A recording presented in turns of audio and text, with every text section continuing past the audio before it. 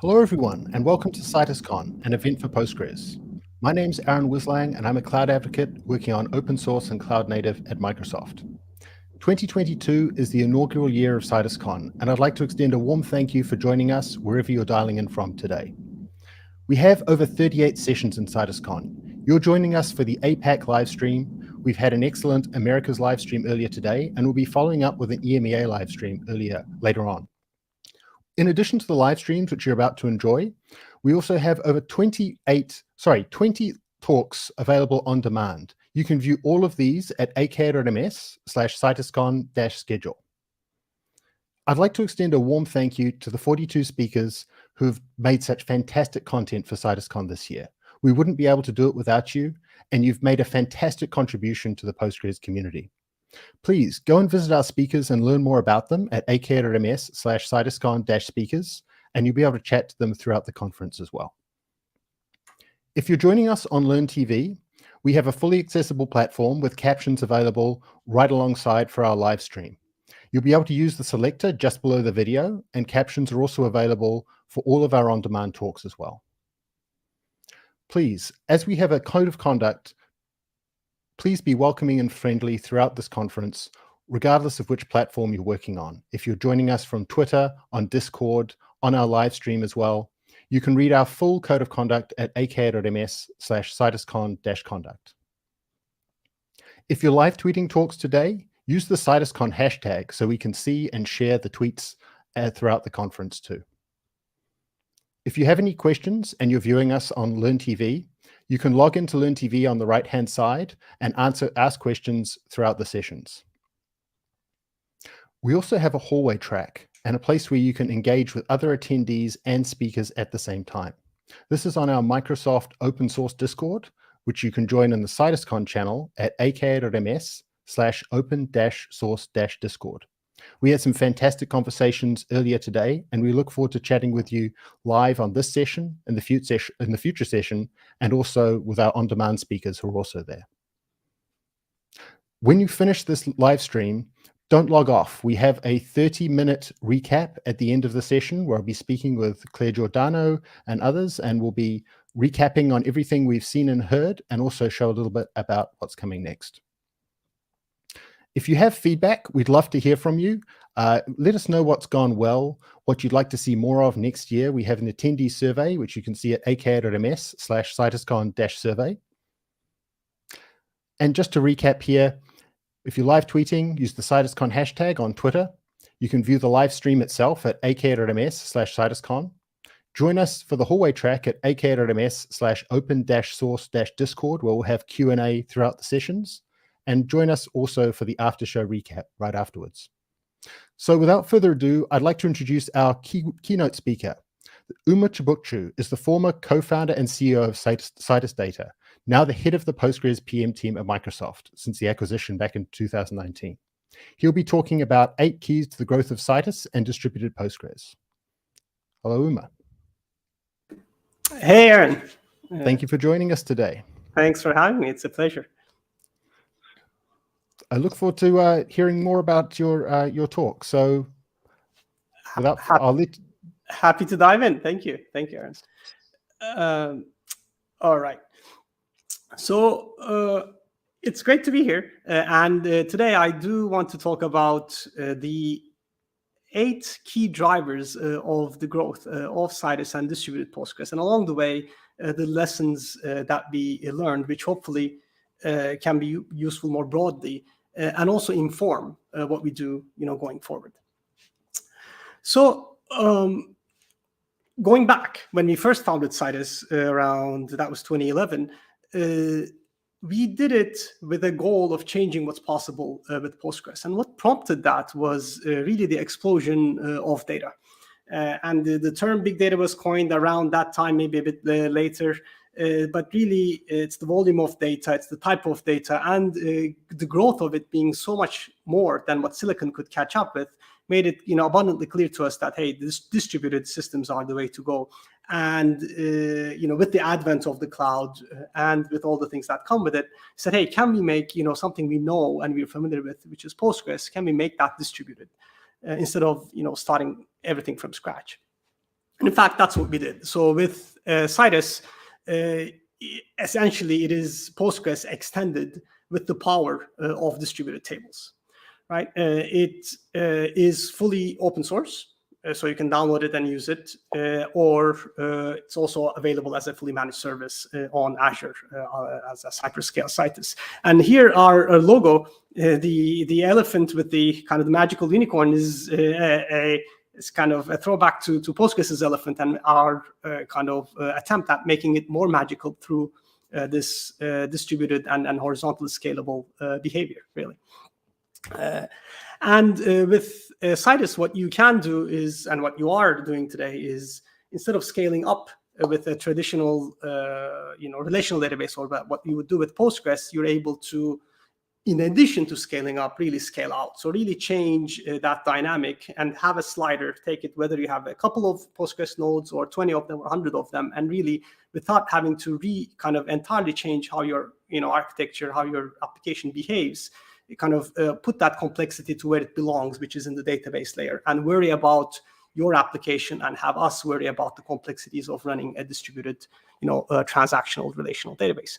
So and with that, today Citus powers a lot of the Fortune 500 in key workloads, a lot of governments, most of it in the Americas, but also in Europe and some in Asia as well. And lots of startups who kind of build, especially kind of SaaS applications using Citus and Postgres. On the open source side, we get more than 1 million downloads every year, and that number keeps growing. So there's a very large footprint of users today.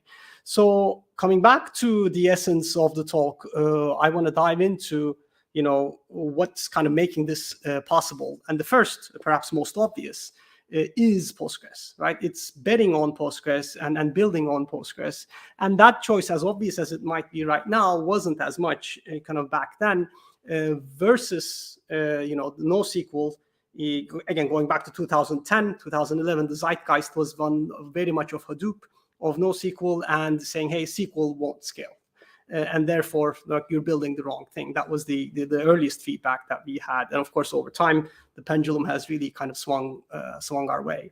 And then versus something like MySQL, the popularity was very different. I mean, and maybe an order of magnitude difference, as much as kind of Postgres had its strengths. Now, there is really key drivers as to why we made this choice. One is the really extensibility of Postgres, which is one of the most important characteristics of Postgres, which I'll talk a bit more into in later slides. But it's also the fact that its code base, its documentation is very clean, relatively, especially to kind of to other things, and it has this kind of built by developers for developers, sense to it. And finally, license. As we're building an offering and a kind of a commercial offering around it, the flexibility of the Postgres license also is played into that factor. And fast forward to today, and we couldn't have been happier with that choice. This is a kind of a chart from DB Engines that looks at the relative popularity, and it's on a logarithmic scale. So, going back about 10 years ago, you see Postgres almost at 1/10 of where MySQL, SQL Server, and Oracle is, and today that picture has entirely changed, and it will continue to change. And we, of course, are biggest fans of Postgres. Then, though, it's not just betting on Postgres; it's how we approach building a distributed database. And prior to Citus, there were really two ways if you want to do that. One is you would fork from an existing project. In this case, could be Postgres or it could be MySQL, and that's what a lot of the what's called the MPP databases or massively parallel, like analytics databases did. Think Greenplum, think Redshift, and Netezas of the world. Or you had Postgres XC, as a project, or on the MySQL side, you would have something like Galera Cluster. All of these are basically looking at distributed systems in different angles, different workloads, but really forking the original database. And of course, when you do fork, it's, you over time, especially, you're on a kind of divergent path, and it really, both not just from a features, but from a, testability requirements, it becomes a different beast. The other approach is, of course, to say, hey, there are new requirements, so I'm going to build something from scratch, right? And that's what, the NoSQL movement did. That's what, Hadoop did, and a lot of the newer generation of databases kind of still do. And back then we said, hey, is there a third way to do this? And what made that possible, that extending what already exists, was what Postgres did, really. With especially after 9.0, and the 9.1 came out, I believe, in 2011, with some very low-level APIs that allow you to extend any part of the database. So that could be the the query planning, execution, data types, anything you could hook into pre or post. And that's a little too detailed at the application level, but for building a database, it's actually fascinatingly useful.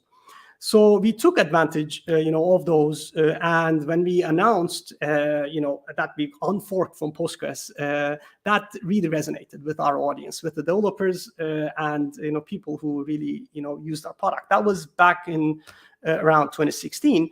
But it's not just technically interesting; it enables us to do all these things. The most recent of which is, several months ago in 2021, we were able to release the latest version of Postgres, which is PG14, that came out, in the fall, literally a day after it was released, make it available on our service on Azure. And those are things that we're able to do through unforking from Postgres.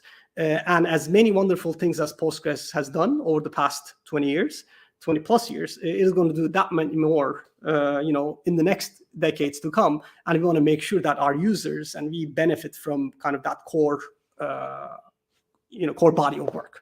And that's why we care so much about it, and our customers care about it. And we're, happy to see some other companies, follow a similar approach. Now, third is going open source. And this, again, is kind of obvious in hindsight, but it kind of went together with the primary goal of this is really, especially when we're talking about a transactional database, to develop trust, right, and to leverage what's already been built, like with the community, with the tooling, all of that. And right now, of course, Citus, you can find the repo on GitHub. This aka.ms/Citus link takes you directly to there, but it really kind of gives the benefits of an open source project. Now, since we're right now, at least in the APAC region, I just kind of went before the talk to some of the initial reactions we got at the time. And these are just some of the few of them. We had, after going open source, a community site pop up in China that talks about what Citus is and what it does. We had an enterprise users at kind of HP Enterprise take our documentation, translate it into Japanese, and then make it available for enterprise users. We had startups like Smart HR in this case give a talk about how they used Citus kind of at conferences there in Japan. All of it happening organically without us really kind of driving those conversations, and that really is the beauty of open source from a community perspective. The other side of it for us is giving back. It's not just through a contribution of code, but we did something which we cared a lot about, and that is to give a percentage of the company, the Citus data as a company back then, to donate that into the Postgres foundations worldwide, which then translates so that our success or our outcome, if you will, is directly reflects on Postgres, whose shoulders we really stand on. And that, of course, paid off following the Microsoft acquisition. The fourth piece is, and this goes hand in hand with making Citus open source, is offering it as a service in the cloud. This goes to all the fully managed database experiences that you come to expect, from provisioning to management, a lot of the the patching, the security, and all of those things that are taken care of automatically. There's clear, of course, customer value to it. There's also commercial value for as to make this sustainable. When we make things open source, then this becomes the primary driver of of monetized product.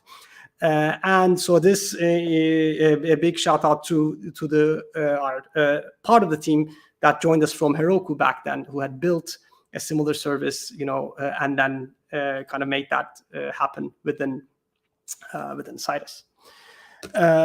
Number 5 is really focusing on specific workloads. And I do want to dissect this just a little bit.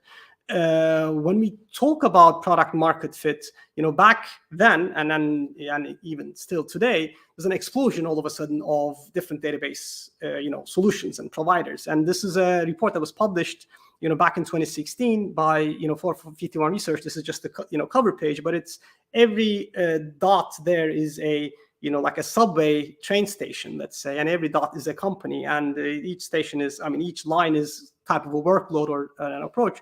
But the main idea is there are so many dots, so many stops, so many companies, and each of, like, how do you navigate this? And more importantly for us, how do we get noticed, right? And then considering, now with Microsoft things, of course, it's a different, but especially early on. And the wedge, again, we used was Postgres. And we said, hey, if you want to scale Postgres, then we're the right solution. And what that did is it, made it clear, hey, if you did not resonate with that message, then we would disqualify you. And likewise, we would, have that conversation and progress things otherwise. But we, when I think about product market fit, essentially that to dissect that into two pieces almost. There's what you say, which is the message market fit, and there is how your product fits to that, which is the product message fit. So all of it combined is what gets you product market fit. And on the message market fit, we found a niche or a wedge, if you will, around Postgres and around scalable Postgres, really.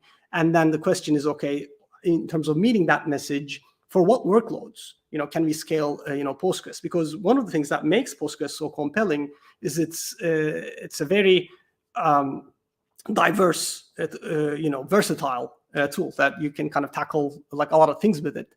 And that really took us to like particular workloads, which we got, really sharp on, and then communicated, and over time built, and expanded on. So the first of those workloads has been focusing on like operational or in-app analytics. Sometimes it's referred to as like HTAP, hybrid transactions analytics combined. And I like to think of it as analyze your writes. So when you write something to the database, that often comes in a few flavors, but one is it's a system of record application, but it requires some on-demand analytics. And you don't have the luxury of moving that data out to a data warehouse and then doing things offline on it. You want it right there, right then. Or it's maybe not a system of record, but it requires fast analytics on your maybe like engagement with customers, with devices and other things. But it requires high concurrency. Again, it's not something that a data warehouse can handle by way of its concurrency. And finally, workloads that leverage the advantages of Postgres, such as JSONB, such a powerful capability within Postgres. Being able to kind of run analytics on that data together with transactions is very compelling, as is geospatial, which is through the PostGIS extension makes Postgres so unique. So leveraging those was our first wedge, together with multi-tenant applications. And especially we found, early on that SaaS companies, of which there is many and increasingly more, of course, have a very natural way to distribute their data, which is by tenant. You want often when you're building a SaaS application, all your data for a particular tenant to reside together. So that provides a natural distribution key, and by leveraging that directly in the database, we would then provide powerful capabilities like being able to share data across tenants, query across tenants, or isolate a particular tenant and really abstract that sharding and manual sharding and all that burden away from the application and have this appear and behave as a single Postgres. And that became very popular. And then, of course, as we solved these challenges one by one, you had to, make distributed transactions work. So when you have your data distributed across multiple machines and you're writing to one, committing to another, and then things fail, how do you roll back? How do you ensure that all of this appears and behaves as a single Postgres would? That's what we refer to with distributed transactions. And for more, and there's a lot more than the time you have here to talk through, but there's a Sigmod paper the SIGMOD conference last year. We published a paper, and Marco from our team has been really instrumental in driving that. So encourage you to to take a look at that.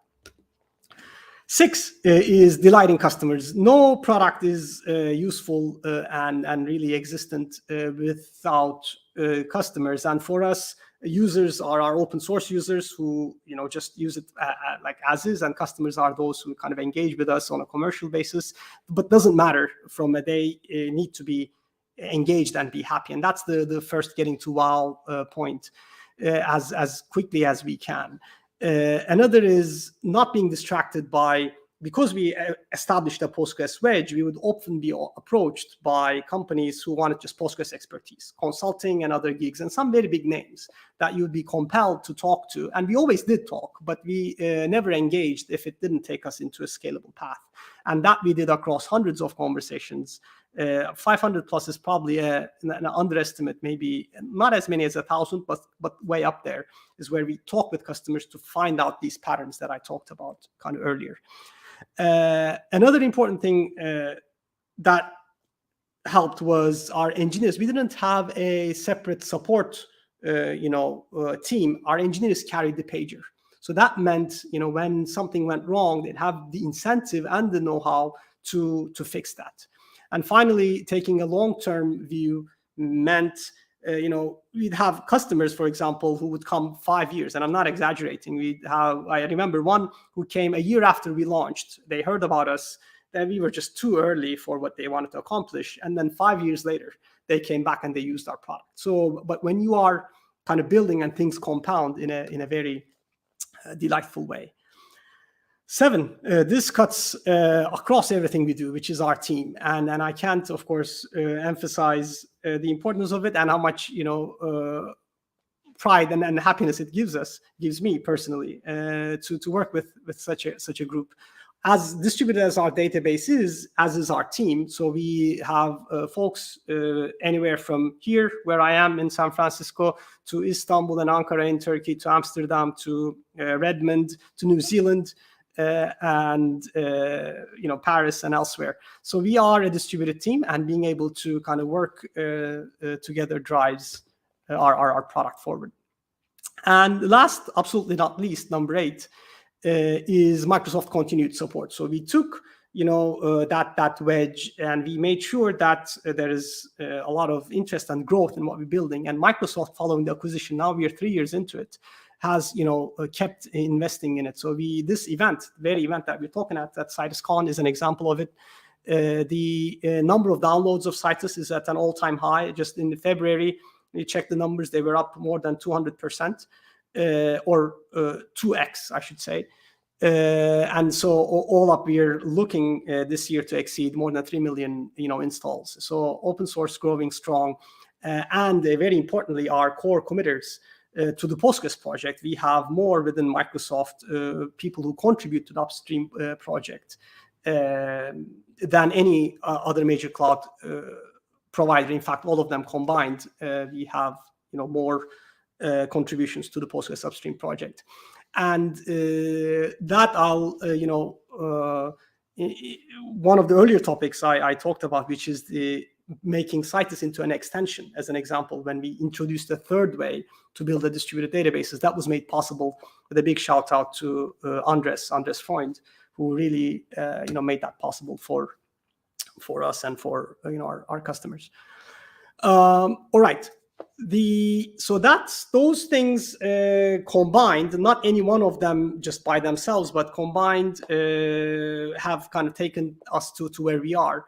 Looking ahead, we find ourselves in a very compelling place with Citus and distributed Postgres. There's 3 areas where continued investments will happen. One is just the open source distributed engine, which is Citus, and Citus 11 is just come out in beta. The actual release will be in shortly, and Marco has a talk on that.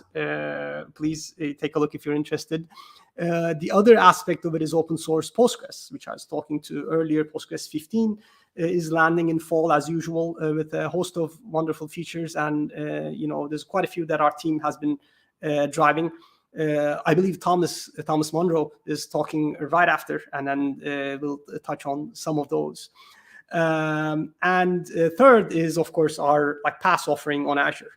And that we always keep up to date. The Postgres 14, the day after it came, we released. Same thing will happen with PG 15 and then beyond. And we also, want to make it more and more accessible to, just running Postgres at any scale. And today, you can run our offering, hyperscale Citus, on Azure with just a single node. So you don't have to worry about distributing and sharding and etc. You can just run as is on a regular Postgres and then define your distribution as you move along. But we want to take that even further and make it kind of simpler to do. And of course, the open source version you can use with a single command, whether Docker or otherwise. All of that then takes us to the broader picture, which is our journey of taking the relational and the non-relational, the NoSQL sides together through the power of distributed Postgres. Continuous has been kind of as exciting as ever. So that entails the horizontal scalability and the global data distribution that the Citus and our Azure offerings bring together. It entails the structured and JSON data together, which Postgres does wonderfully with JSONB, and it entails preserving the relational semantics for your application.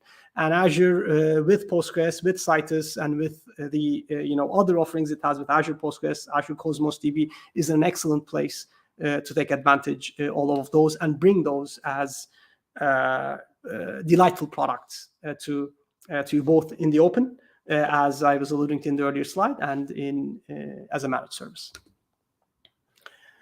I think that wraps up the slides that I had. Hopefully, I hit it on time. Thank you very much, Umur. That was fascinating, and it's quite amazing to see the journey that Citus has had since joining Microsoft in particular.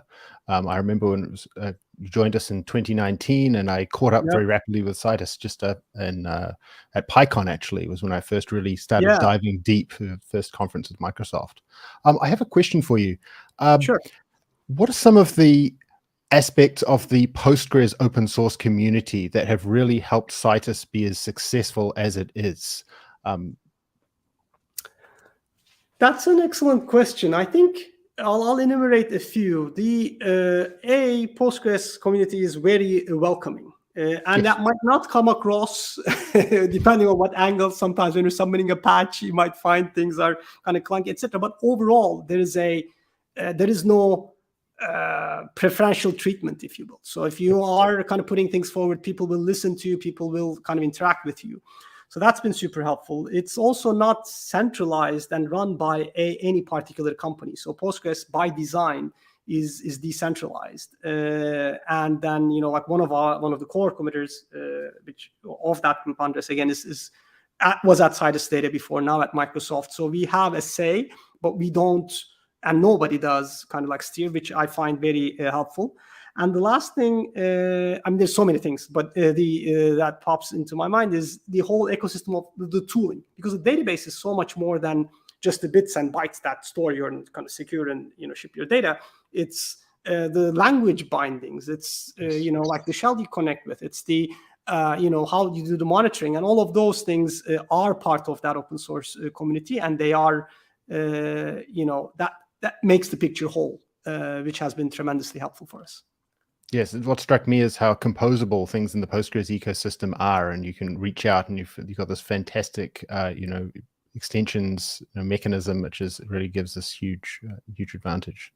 It does. And as a database, the extensibility is of all the kind of features it has. I'd put that as almost like I'd call that out separately, because it's a meta feature that Postgres has that no other database has to that level of detail, which makes Citus possible, which makes like other databases and other solutions possible. So it's fascinating. And would you say there are ways that obviously the joining Microsoft and Microsoft's involvement in the Postgres community has accelerated the upstream development within Postgres as a whole? Would that be correct? That would be correct, and I mean that takes time to materialize, and it has. I mean, we've been growing kind of our Postgres like committing team steadily since the acquisition, and adding like new folks as well, and it's not just the upstream Postgres project; it's also a host of extensions. Citus itself is an extension, but then we maintain a host of others, like for example pgcron. Or like HLL, the hyperlog log extension, or Topan, or a host of other things which our team builds and maintains for for the community, and that has like the aggregate output of it comfortably has sped up. That's for sure. And would you give any advice to people who want to work on Citus in the open source, particularly if they're at a tech company or considering joining a tech company to work on open source Postgres?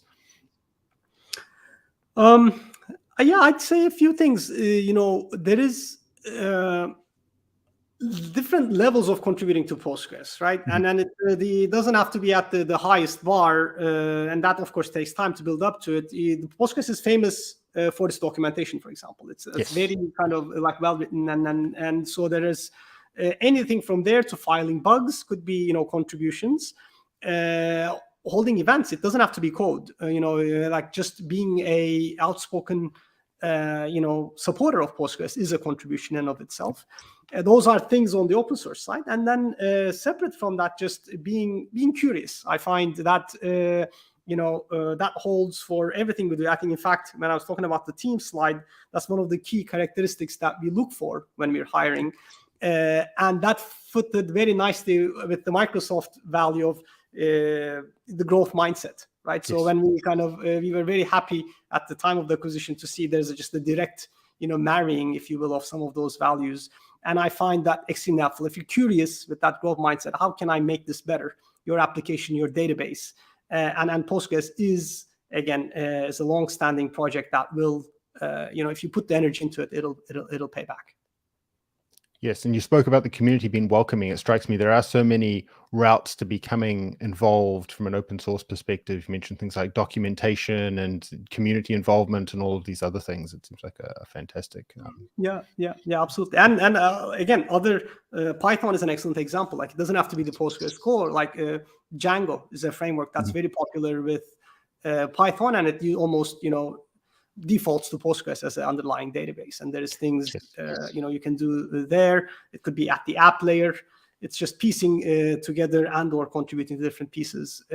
Postgres is such a kind of capable database, and then once we kind of extend it, like its Achilles heel has been, but it doesn't scale, but it's not cloud ready. Like I'm going to choke if I upgrade my Postgres. It's going to become this monolith, which I'm not going to be able to manage. Not just performance, but backing up is more difficult, vacuuming is more difficult, indexing is more difficult. So it just becomes more fragile. We take that problem away, and we say, hey, you know what? You can scale up if you want, but now it gives you this elastic kind of horizontal scalability with the goodness of Postgres.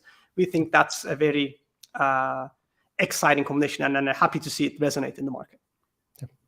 I've seen this huge affinity that the Python community has for Postgres as well, and it extends to others like the cloud native community. Postgres is the favorite database of so many people. Yeah. Are there any other communities that immediately come to mind that you find Postgres in particular has the affinity for, like Python? I mean, you mentioned the cloud native. I would dare say, I don't have necessarily a number to back it up, but just intuition-wise, AKS, like the Azure, Kubernetes service, or more broadly, Kubernetes. If you're building kind of on top and using a, database, Postgres, chances are, is your go-to database. Again, there's MySQL, which is also like very popular. So I can't tell, hey, definitively Postgres, but there's clearly a strong kind of association there. There is also kind of interesting areas on the Microsoft side with like Visual Studio and others that are, traditionally been more with, of course, .NET and other frameworks, and then are making now life easier for working with Postgres, with Azure Data Studio and other things, which is also, I think that's a strength that is on the Microsoft side that is kind of expanding over time into Postgres, again, in an open source fashion. Yeah, exactly. Well, thank you very much, Umur. It's been great to have you here. Hey, absolutely. Thank you, Aaron. And yeah, thanks for everyone who's joining us. It's been my pleasure. Thank you. Right. And next we have Thomas Munro. Hi, everyone. Hello, Thomas. So tell us what you'll be talking about today. So you are a core committer on the Postgres project. You're here working at Microsoft on Postgres. That's right. Yeah, I'm going to be talking not about huge scalable sharded systems, but just about problems on a single database, problems like scalability of queue-like workloads on, I guess, like a single node database. So a much smaller, like kind of the other end of the spectrum. It's a very particular problem space that I've run into again and again throughout my career. And I think it's interesting to focus on because I think a lot of people deal with job queue type systems in relational databases. And there's a whole question about whether it makes sense to even use relational databases in that way, which I'm going to talk about. Sounds fantastic. And I will say that many of my problems are single database problems too. So I'm looking forward to learning more about it. Thank you very much. All right. So just a super quick introduction to how I came to this problem. I've been working on data-centric problems for, I guess, a couple of decades. I got started working full-time on Postgres about 7 years ago or so, a bit longer maybe. And actually that began with queue-like workloads. And in fact, the first patch that I wrote, I guess this is kind of a segue from your discussion just now about how people get involved with an open source project.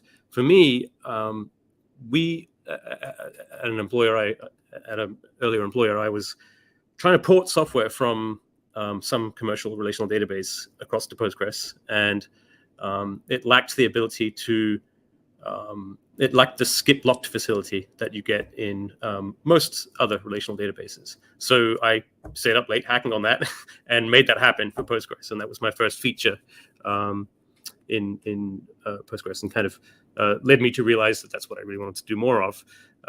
And I think I've noticed that it, it produces questions on Stack Overflow. I know that people are interested in this problem space, so I wanted to put together a little talk about it.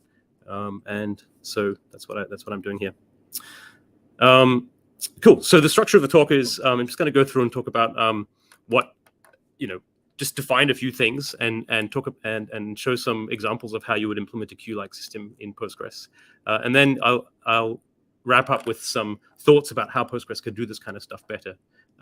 As a Postgres hacker, I may focus more on the negative things than end users might sometimes, because obviously I don't think it's perfect and we have plenty of things to improve all the time. So that's I like to include that in any talk I give, like where can we go from here to make it better? All right. So a queue is a pretty simple thing that most people understand pretty well. You have people or things or vehicles, and if you look at the in a line waiting to be processed, and if you look at the Oxford Dictionary definition for queues in the context of computing, it says a list of data items, commands, etc., stored so as to be retrievable in a definite order, which is usually the order of insertion. Now, as a kind of informal taxonomy of kinds of queues, one thing I've figured out is that not everyone really means a queue in the dictionary sense. Sometimes they have a FIFO queue, first in, first out. That's kind of the most basic thing people think of when they think of a queue. But there are also basically just unordered lists that they're just jobs that need to be done. And there's all kinds of specialized kinds of queues, which I'll look at briefly. So FIFO queues are basically, you put things in a certain order, you get them out in a certain order, and they have very efficient representations in quite low-level software. Often uses circular buffers or linked lists and so on. But often you want to sort things in some other way. So maybe you want to put jobs into a queue and say, well, they should be done in order of some special property of the jobs. And so for that, you need more complex data structures, and that in a database probably means indexes.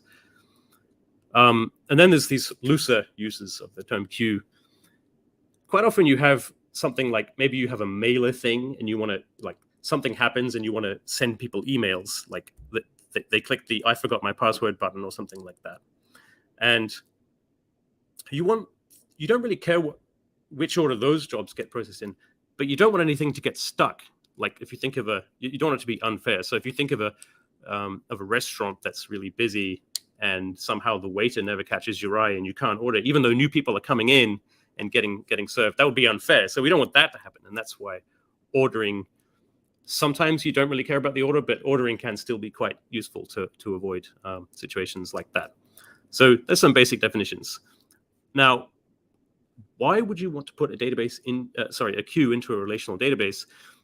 Sometimes when talking about this topic, people will say, "Well, that's stupid. You should be using, any of these specialized things." And if you go all the way back to the 1960s, there's been a whole series of specialized technologies for dealing with queues efficiently,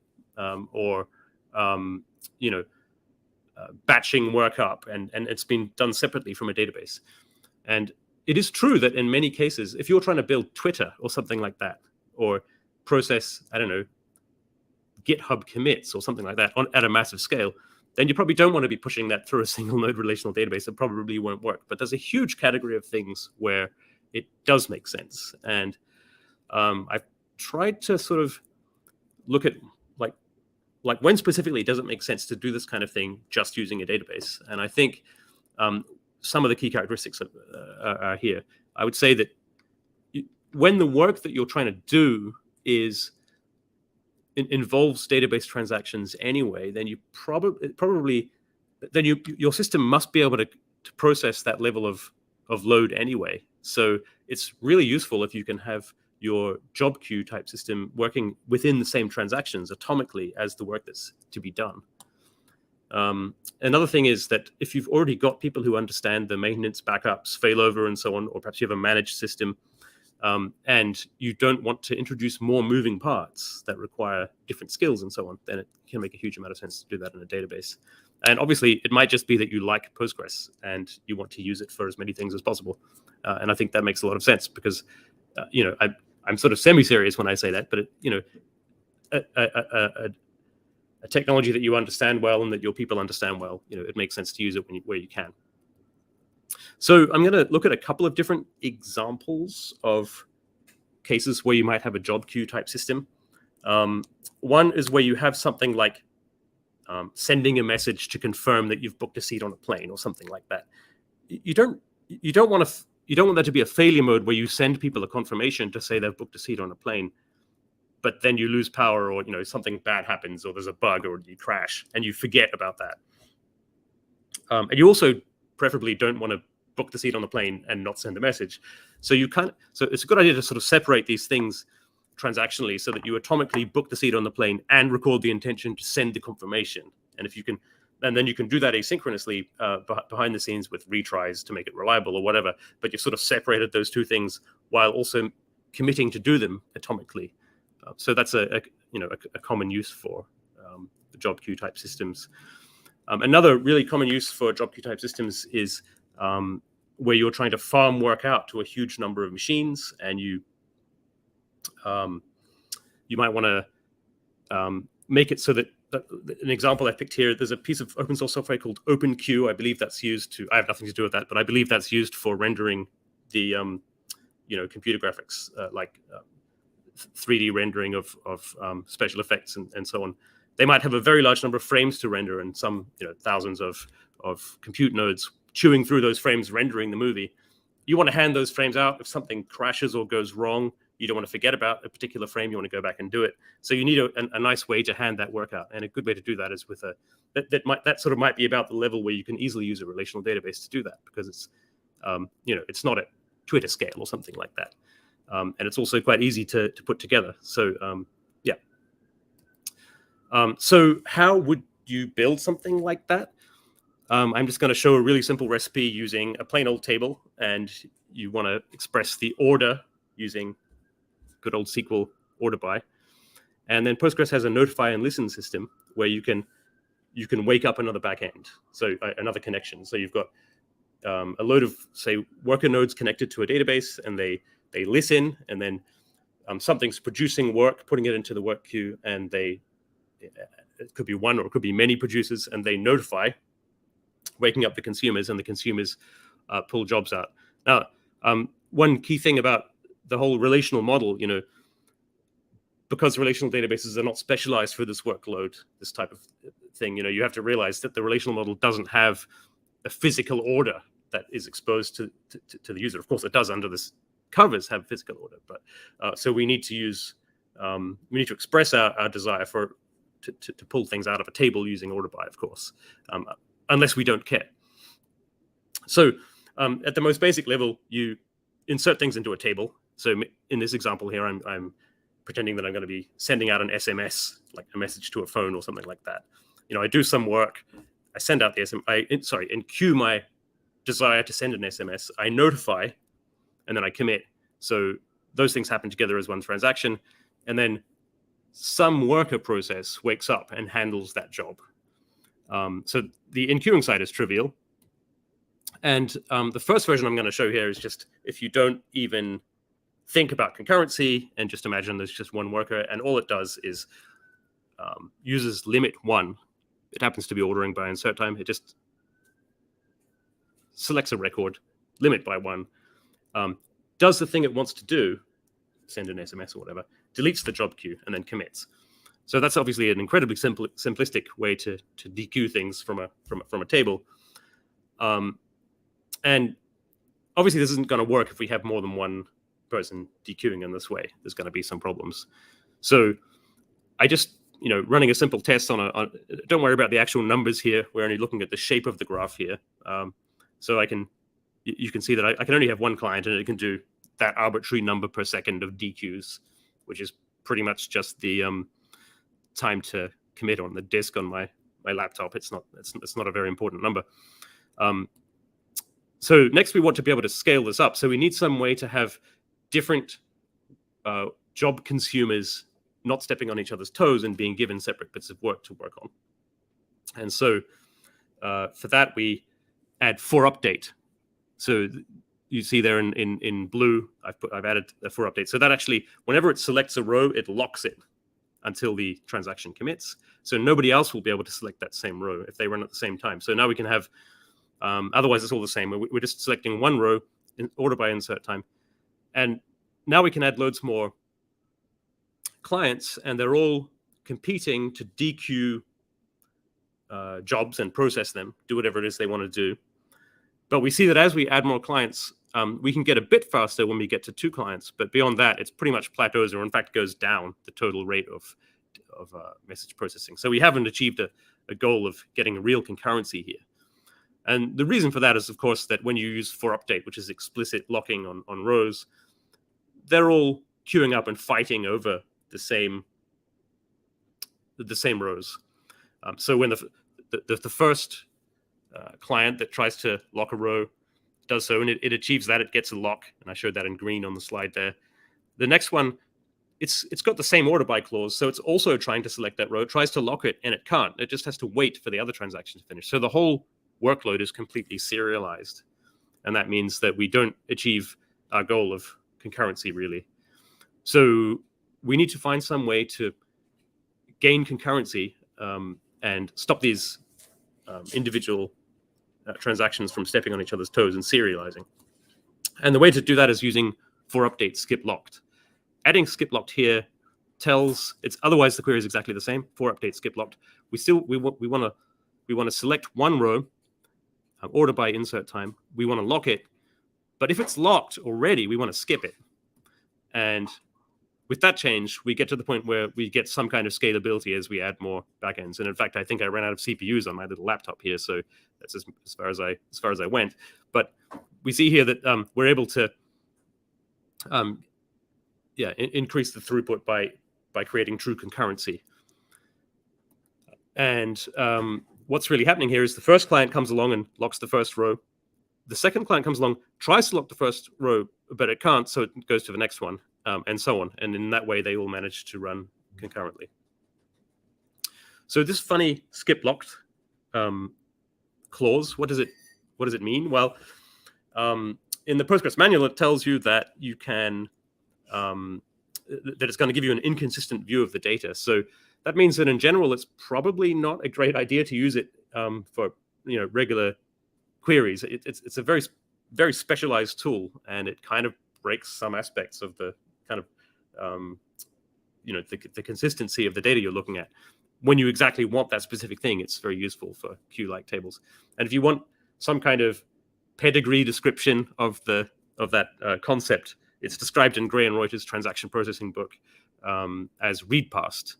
So, and you can find this feature in many relational databases. It's usually called skip locked or read past. Yeah. Okay, so there are quite a few complications with queue processing in relational databases, or probably just in general. The first one that I want to talk about is that sometimes if you have a very specific ordering requirement, so that there's a dependency between jobs that are processed, things can get a bit more complicated, and that's beyond the topic of this, beyond what I have time for. But for example, if you're trying to build a replication system, you can't just have things being processed in kind of slightly arbitrary order. And when you add that skip lock there, you do make the order even more arbitrary. But usually that's okay, or at least for many workloads, that's okay. Another complication is that for all kinds of interesting workloads, you might have to deal with reliability problems. For example, I was talking about the render farm control software, where each compute node is choosing a frame to chew on. It takes a while, and then goes back and gets the next one that's available, and so on. But if it crashes, because maybe there's a bug in the software, or for any reason it's unable to complete, you still want that frame to be rendered, or at least you want to retry that frame many times until you've determined that there really is a problem that it can't get past that item.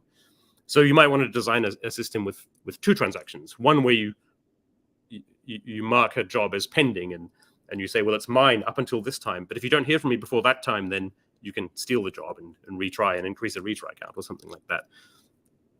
Whereas what I showed before was the most trivial possible version of it. Another thing that often goes wrong, I find, when people do queue-type systems is it's if they have a very high throughput system, you can run out of 32-bit integer primary keys if you just use int. So it's often a good idea to start out just using big int when you're creating a job queue table. I mention that just because somehow I've managed to run into a couple of systems where people have done that, and their system just stops. Unlike most data tables, where you would probably, not in the lifetime of your application be able to reach 4 billion widgets or whatever it is, it's more conceivable that you'll process 4 billion job items or something like that. And so if you're assigning integer keys, that's a problem to look out for. There can be problems with B-tree maintenance, so index maintenance, when you've got very high churn tables. That's a kind of fundamental problem with B-trees. Yeah. So another problem that can be quite complicated to deal with is that the regular vacuum settings for super high churn tables are usually not aggressive enough. So that's something that you finish up tuning pretty soon when you try to scale up on a queue-like workload. There's also a problem with stepping over deleted tuples when you've got a table that's full of tuples that or job items that you're deleting, and at some point they'll be vacuumed and replaced with new data, but your system often has to step over those. And I'm describing these problems because they're problems that they reflect that the system wasn't originally designed specialized for queue-like workloads. So there are some, in extreme cases, there are some problems that leads to, which I'll discuss potential solutions to in a moment. As I mentioned at the start, being a Postgres hacker, I'm usually in the back of my mind thinking, well, how can we actually make the database better for this job, whatever the job might be.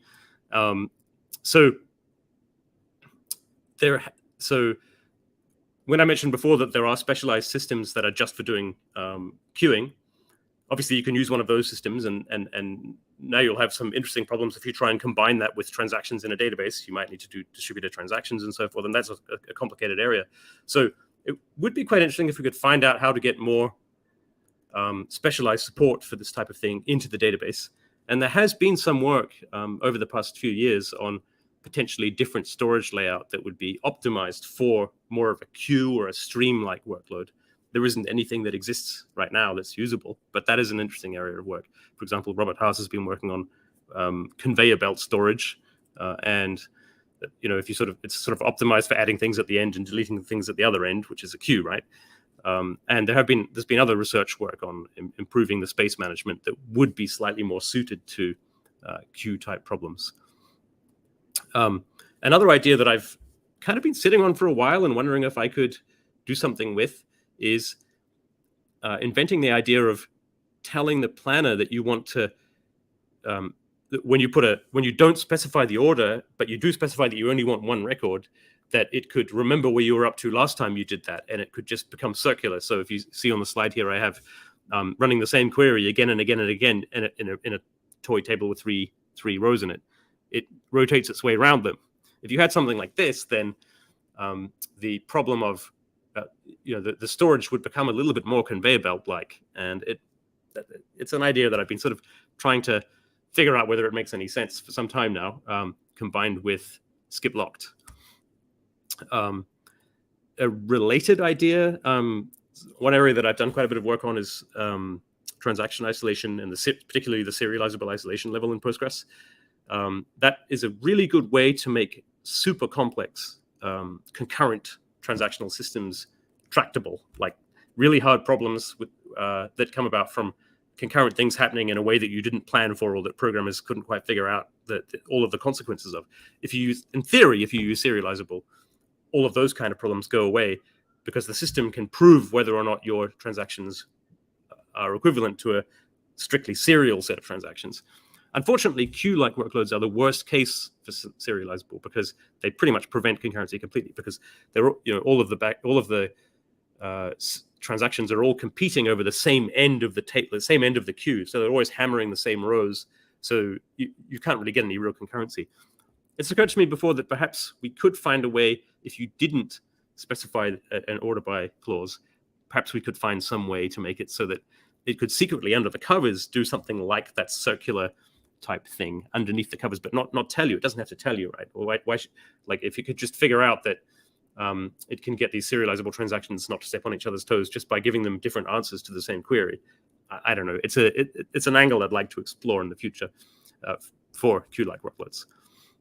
Another problem that I've run into with production systems, particularly when doing work distribution to a very large number of workers, if you use the simple listen and notify system, you can sometimes suffer from thundering herd wake-up effects.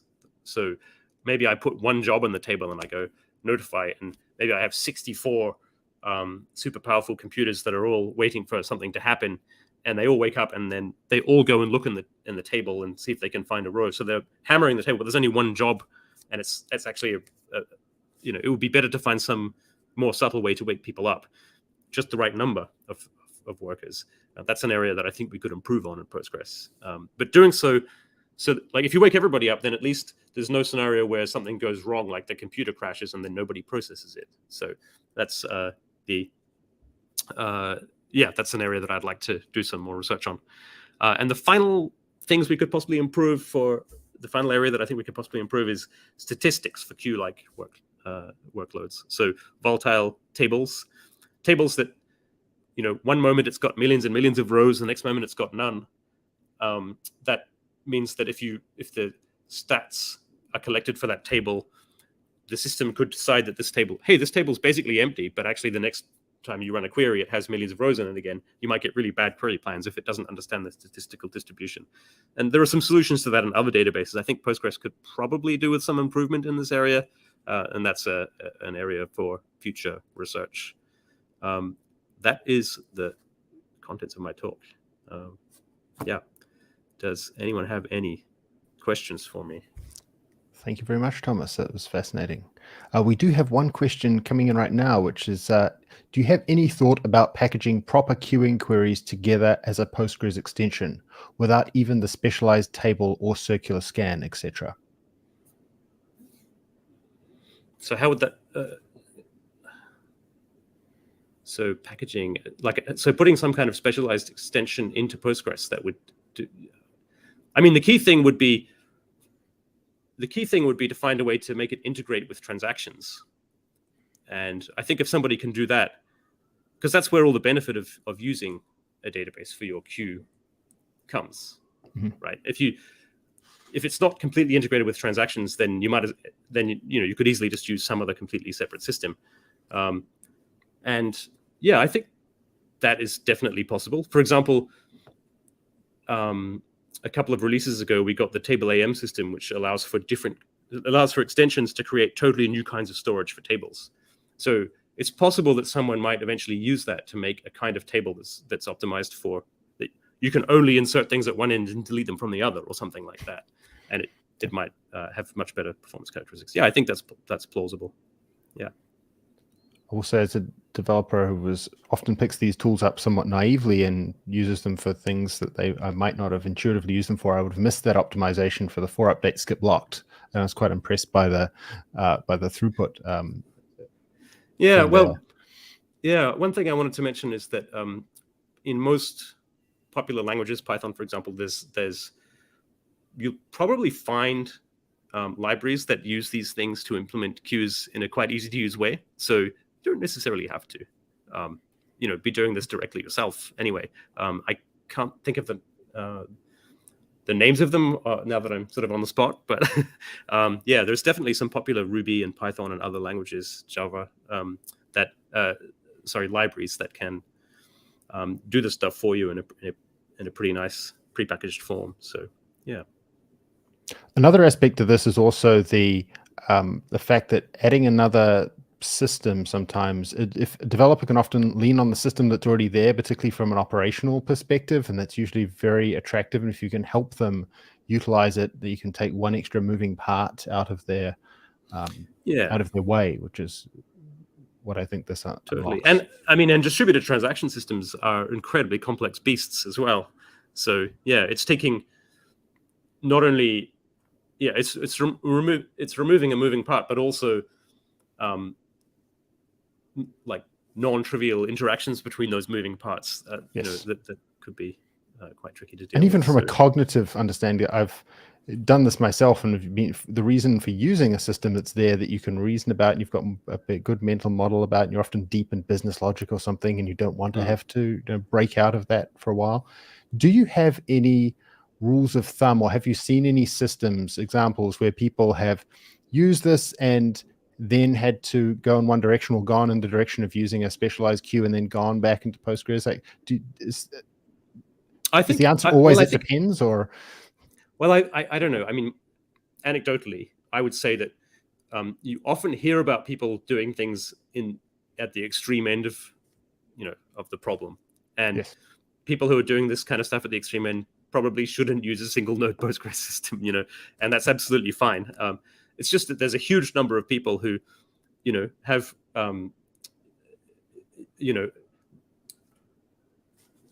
common levels of they might be doing millions of transactions per day or something like that, which is no problem whatsoever. Yeah. So. And the guidance, particularly in the broader community, when you get to doing things in the cloud, is thou shalt use this or so forth. And I've been in rooms where you have one person at one end of the scale and one person at the other is saying, well, I have this problem and this works absolutely fine, and here's how we do it. We do it every day. And then even at the the very hyperscale end, there are other systems out there which treat databases and queuing similarly, and they say, well, this is great, it really improves the developer experience. So Postgres is sort of in the middle there. It's the tool that is accessible and gets you there in this particular area. So if anybody else has further questions for Thomas here, please join us in the Microsoft open source Discord at aka.ms/open-source-discord. You can chat with them throughout the event today and even asynchronously afterwards. We'd love to hear from you, and thank you very much. I really appreciate it. I'll be there. Thanks. So next up, we have Claire Giordano, who is the head of Citus and Postgres open source community initiatives at Microsoft. Claire, I know you gave an older version of this talk at the kickoff talk at the Postgres dev room at FOSDEM back in 2020. I think it was even in person. So looking forward to seeing how the story's changed. Thank you so much for hosting today. I'm glad that you're here asking all these questions. I only want softballs. It's late at night for Softballs, me. yes, it's Although late. it's It's later later at night here night for too. you. Dialing in from Toronto, Canada. So thank you for everyone who's joining us from around the world. Awesome. All right. Well, yeah, we'll see how the story has changed. I'm thrilled to be here. My talk is titled Fibonacci Spirals and Ways to Contribute to Postgres Beyond Code. And before I start, I want to put a face to a name. And I just have to put my mouse in the right place so that I can click. So let me just move this over here. I think I've got everything in the right place. So we'll see if this works. Okay, there we go. So this is Leonardo Pisano Bigelow, or Leonardo of Pisa, or Leonardo Bonacci. Fibonacci is his famous name, and it was his nickname, and it actually means son of Bonacci. And I think you all know he's a 12th century Italian mathematician. And what he's most famous for is, of course, the Fibonacci sequence. And the Fibonacci sequence is, each of the numbers is the sum of the previous two numbers. And the thing I wanted to share that I learned as I researched this talk is that he didn't discover the Fibonacci sequence. It had first appeared in India hundreds of years earlier. And after he traveled to the Middle East, he published this book upon his return about mathematical methods in commerce called Liber Abaci. And that, I think, is what shined a light on this Fibonacci sequence and kind of ended up associating his name along with it. So what does the Fibonacci sequence and Fibonacci spirals have to do with Postgres and contributing to Postgres? Well, first, let me tell you what a spiral is. So if you take all of the numbers in the sequence and you put them in tiles, so 1 by 1, 2 by 2, 5 by 5, 8 by 8, all that kind of thing, those tiles lay together really nicely. And then if you put a quarter turn inside each of the tiles, you can see you get this beautiful curve.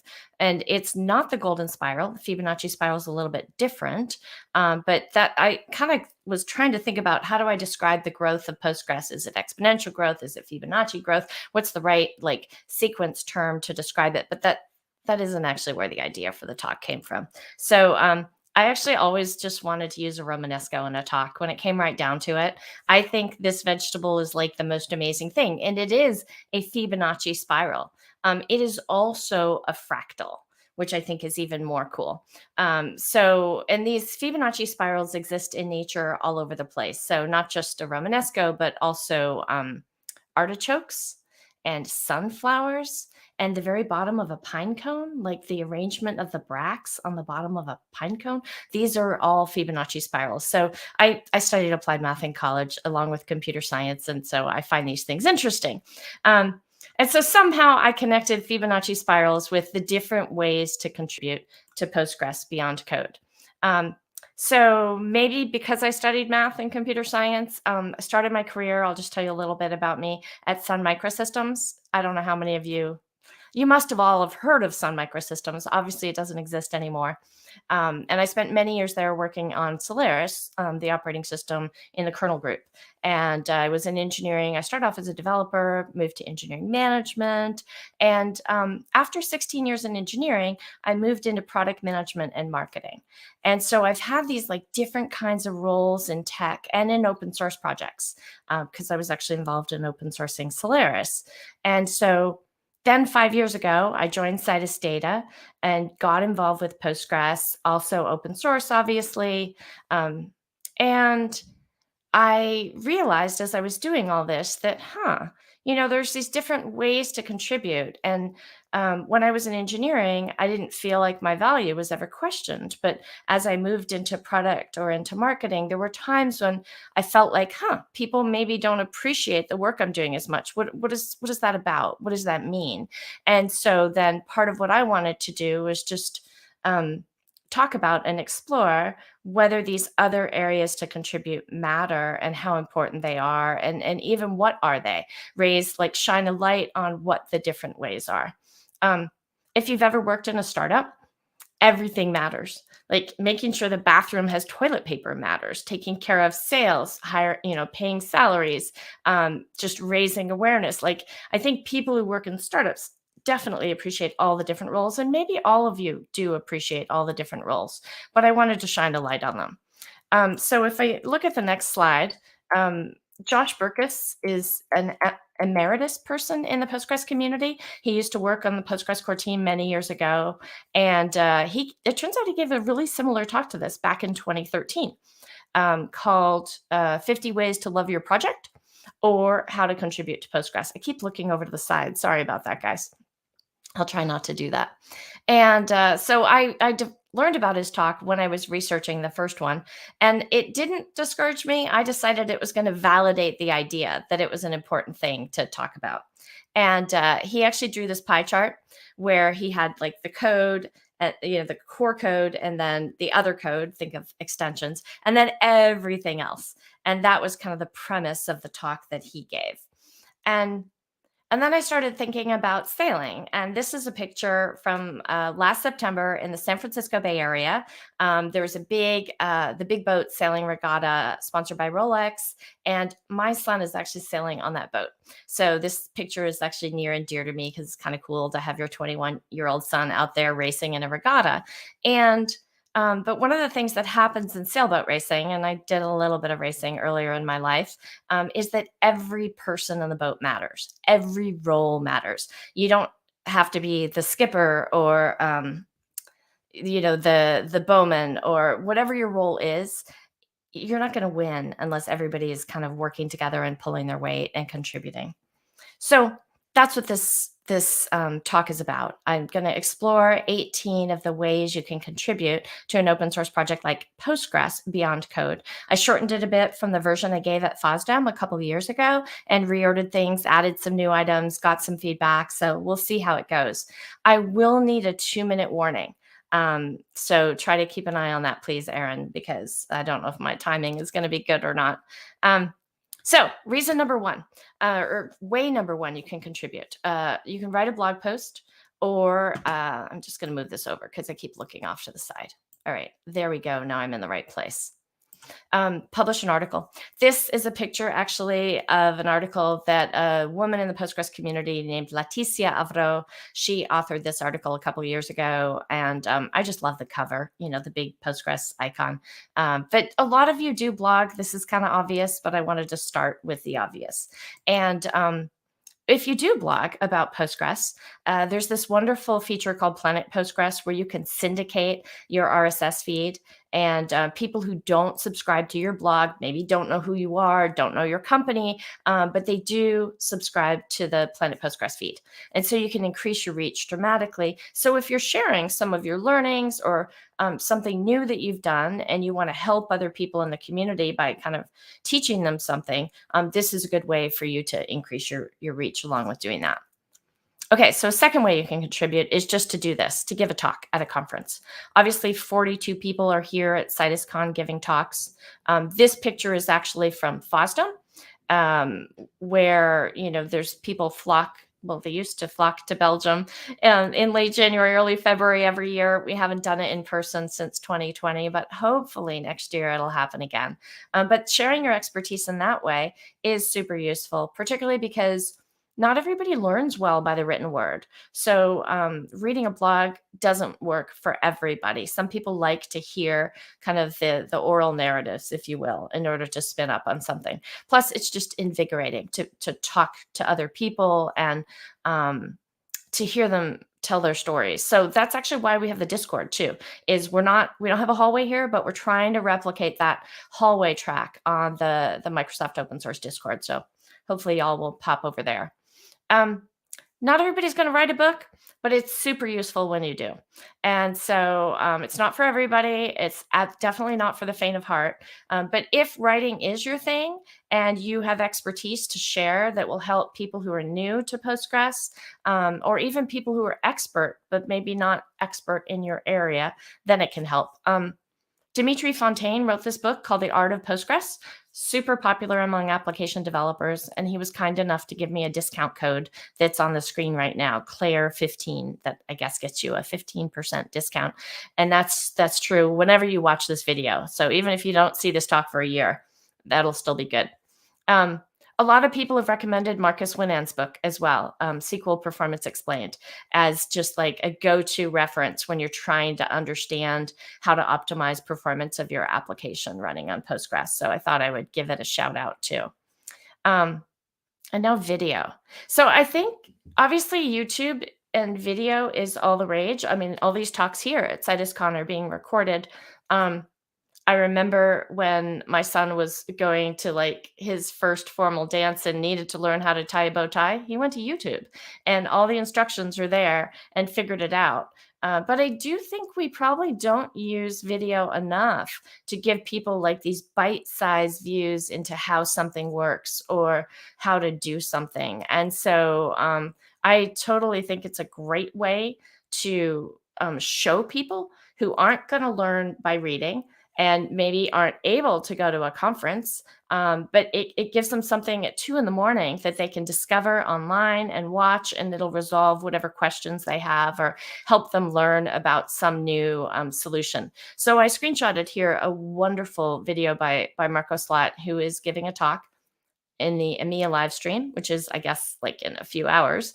And it's called How Citus Distributes Postgres. And it's just a great 15-minute video on how it works. But one of the reasons I chose this example is I wanted to show you all the metadata that's kind of behind it. So if you do create these videos and you want people to discover them, don't just publish the video online, which is actually what a lot of people do. They just put a video up there, they let YouTube decide the thumbnail, and they just give it a title and a file name, and they're good to go. But they're not good to go because it helps tremendously to have a really rich description, to have YouTube tags, which aren't even visible, to put the 3 hashtags, to put video bookmarks in that go to specific places. If you add those video bookmarks, then when somebody wants to does a search on Google and that video is a match, it'll show up as these nice key moments. You'll get more engagement. Even the file name. The actual physical file name that you upload to YouTube is a signal as to what the video is about. So that'll improve discoverability. So that's just I'm trying to give you guys these tips along the way, in addition to exploring the ways people can contribute to Postgres.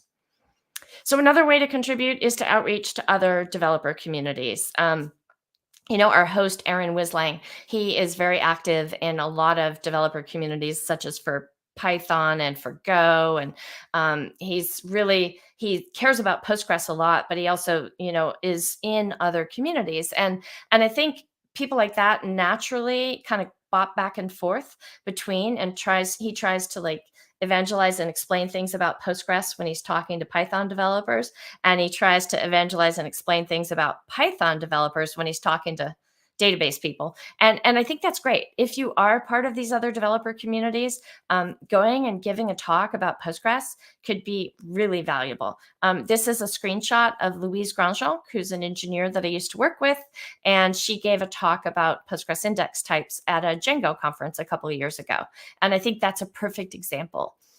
Also in the CitusCon On Demand talks, there's a talk on Django by Paolo Melchiorre. I hope he said his name right.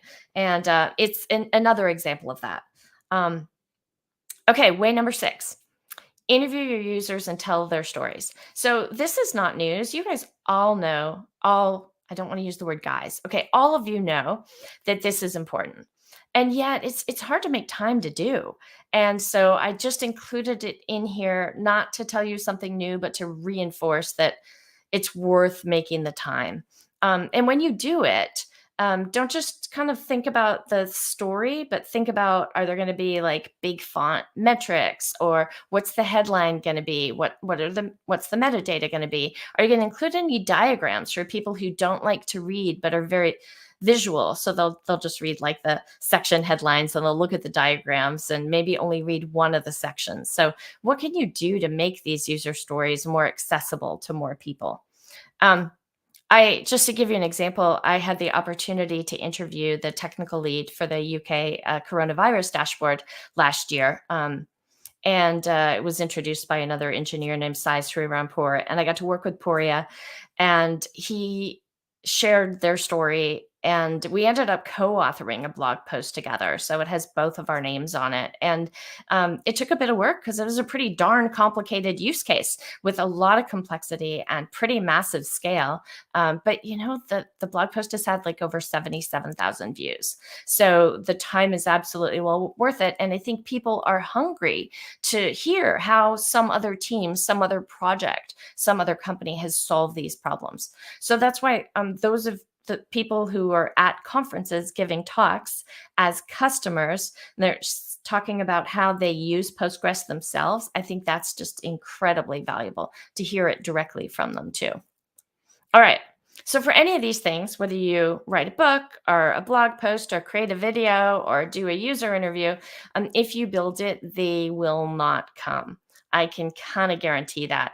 I was talking the other day about the metrics for this event, and somebody said, well, you know, we'll have a good sense of how good the talks were based on how many views they get. And my answer to that was, well, no, the number of views they get just is a reflection of how good the metadata is and how much that particular video was promoted and how smartly, aptly titled the title is, right? Does the title match, you know, the relevant keywords that people are searching on? So anyway, Twitter, I think, is an absolutely invaluable way to kind of spread the word if you're willing to kind of spend some time interacting and engaging with other people on there. More and more, I do see Postgres engineers. There's a whole bunch on Twitter. And I've seen more and more in the last 5 years since I've been working in the Postgres space, which I think is fabulous. And the @PostgreSQL Twitter account has also grown in this time frame. And of course, we just created the CitusCon account. I threw it on there because I couldn't help myself. But you know, it's growing. It's starting to reach more people. All right, way number 8, running, hosting, and supporting meetups. Obviously, we didn't do a lot of in-person meetups the last couple of years, and a lot of meetups and user groups had to move to the virtual forum. But it takes work to run them. It takes a lot of energy and organizational skills to make them happen. So if you can volunteer your time and contribute in supporting them, it's a really valuable way for people to learn and get together in your local communities. And even if you can't organize one, when we're all back in the office, if you can volunteer your office space and make it available, that's also useful. So this particular picture was taken, I think, at the Postgres Netherlands meetup. And Boreas Mejia sent me a photo of it because a friend of his is involved in organizing it. And I just love the picture. And I think I can see Marco sitting in there somewhere, who will be giving a talk in the next live stream. All right, way number 9. All right, maybe Aaron, you can shoot me a note there and tell me how I'm doing on time. Organize a Postgres event. That's kind of what we're doing here. So I put CitusCon on as the example. So I feel privileged to be the co-chair along with Teresa Giacomini at Microsoft in bringing this together and to be working with all these brilliantly talented speakers from outside of Microsoft, inside of Microsoft, and all over the planet too. I mean, it's absolutely a global effort. So this is, I think, something super useful. And there's a lot of people that do this. There's a lot of PGConf events, PG Day events, you know, bigger than meetup type events that exist. And I totally recommend that you guys make the effort and go and attend and try to learn. And you'll meet people who could become friends for life, which is pretty darn cool. All right, way number 10. Shining a light on other people's work. So this might actually be the most important way in the talk, because when you think about ways to contribute, like some of the things are about work. It's about delivering something, a piece of writing, a piece of video, producing something. But this one is more about how you interact with other people and what those relationships are and what kind of culture are you fostering. And I just think an open source culture is healthier when people are appreciating other people's work. Sometimes you read online that it's, you know, a thankless task to be an open source developer or to work in open source. And I think that's really too bad. And So I'm one for supporting my teammates, supporting other people in the Postgres open source community, and I think many people in the Postgres community do this naturally and already. But I wanted to shine a light on it because I think we can all do it more.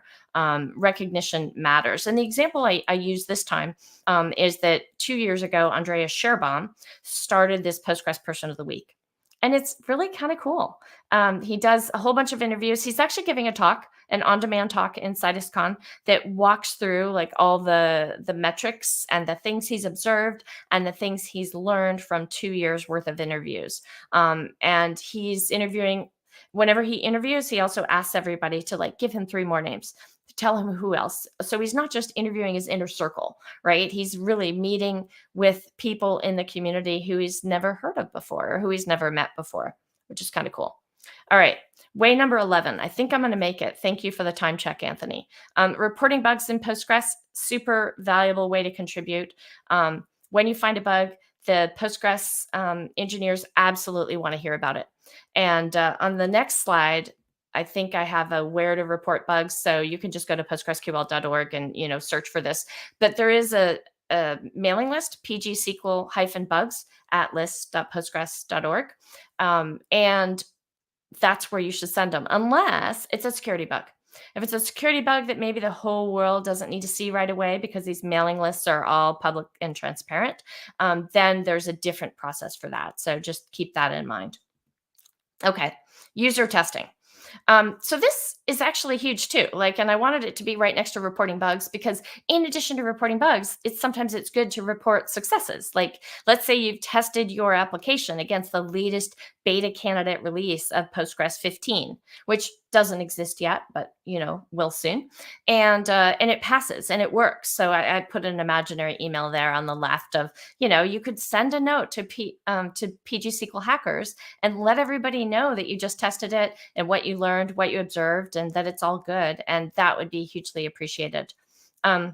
Doing user testing on new features of these beta releases or recent docs updates is also just a hugely positive and helpful way to help.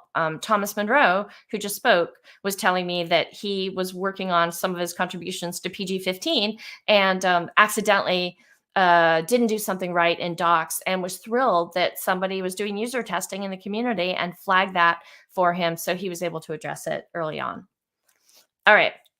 The messages in Postgres are all translated, but that happens with help, a massive amount of help from the community, and they're translated into a plethora of languages. So I put links on screen there, and just the color code there that you see in that matrix on the right-hand side, it's actually ginormous. That's just a tiny screenshot because that's all I could fit on the slide without making things turn pixelated like a Seurat painting or something like that.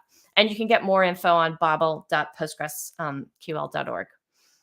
Okay, way number 14, submitting corrections to documentation. So this is another way. You do not need to be a developer to do this. You can be, someone who's using Postgres and you notice something that is ambiguous or confusing or flat out wrong. A lot of times when I'm reading documentation, I'm never sure if it's wrong or I'm wrong. Like, is it just that my brain doesn't understand it, or is the documentation actually wrong? Well, submit the corrections and then somebody can assess it. I think ambiguities are all over the place in the English language. Like, I hate the word it, the pronoun it showing up in a sentence because people don't know what it means typically. And I just used it, 3 times. Okay. It can be unclear. Like, what are you referring to when you use these indirect pronouns? So getting those corrections in can be really helpful to other new people, like future people like you in the community. And so the process to do this is really simple. At the bottom of every docs page on postgresql.org, there's a little box where you can submit your documentation comment. So the team makes it really easy to do that. Okay, way number 15, stickers. So this is a picture of my laptop just about a year ago. I have a new one that's relatively fresh, but I used to have a lot of stickers on it. Stickers are absolutely a thing. And so one way to contribute, if you have design skills, is to make sure these stickers get created so you can promote whatever your Postgres project is or the feature that you're working on.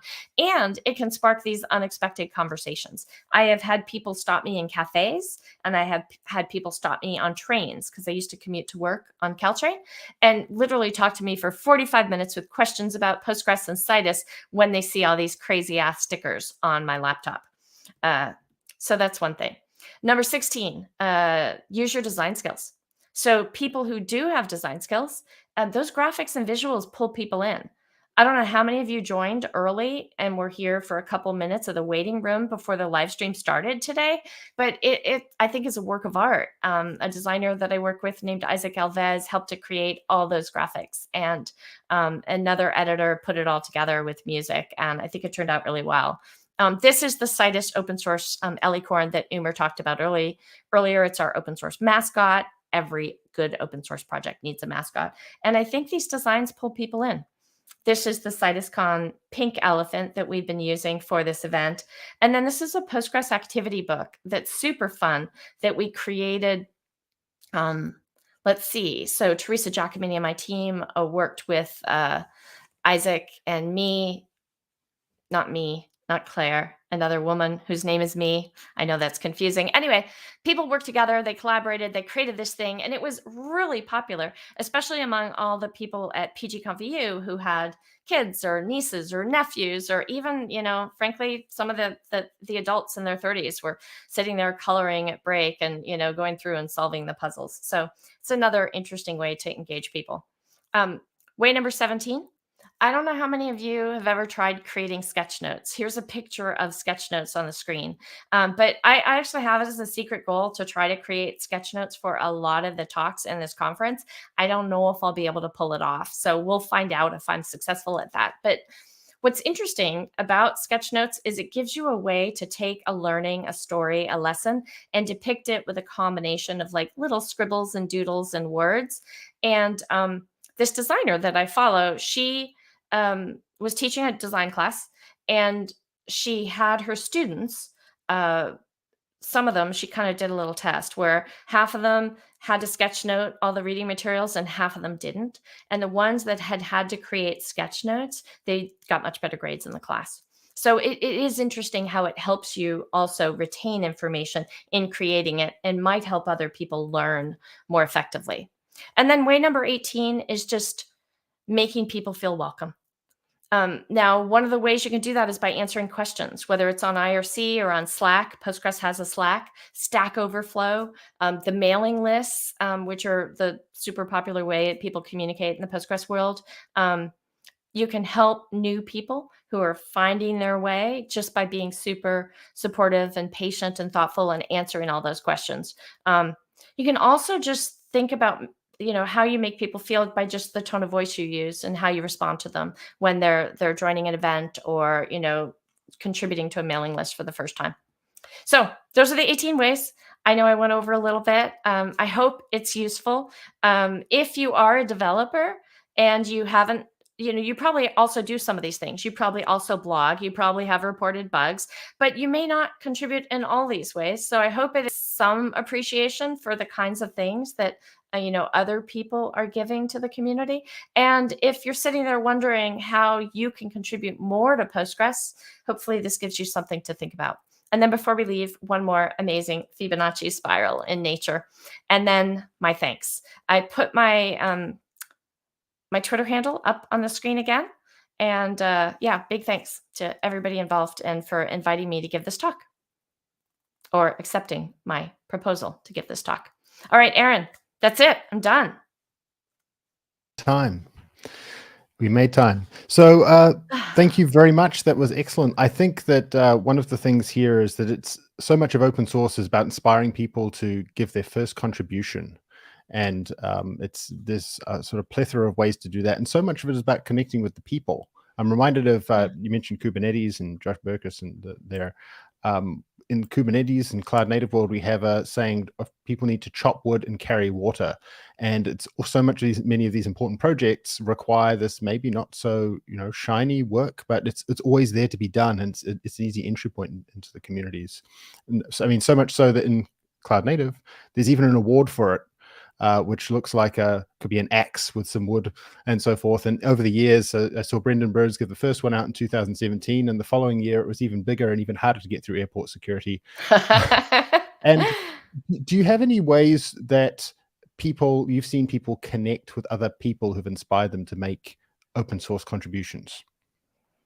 I don't know if I can answer your question directly, but I'm going to touch on something you said a minute ago about the Kubernetes community.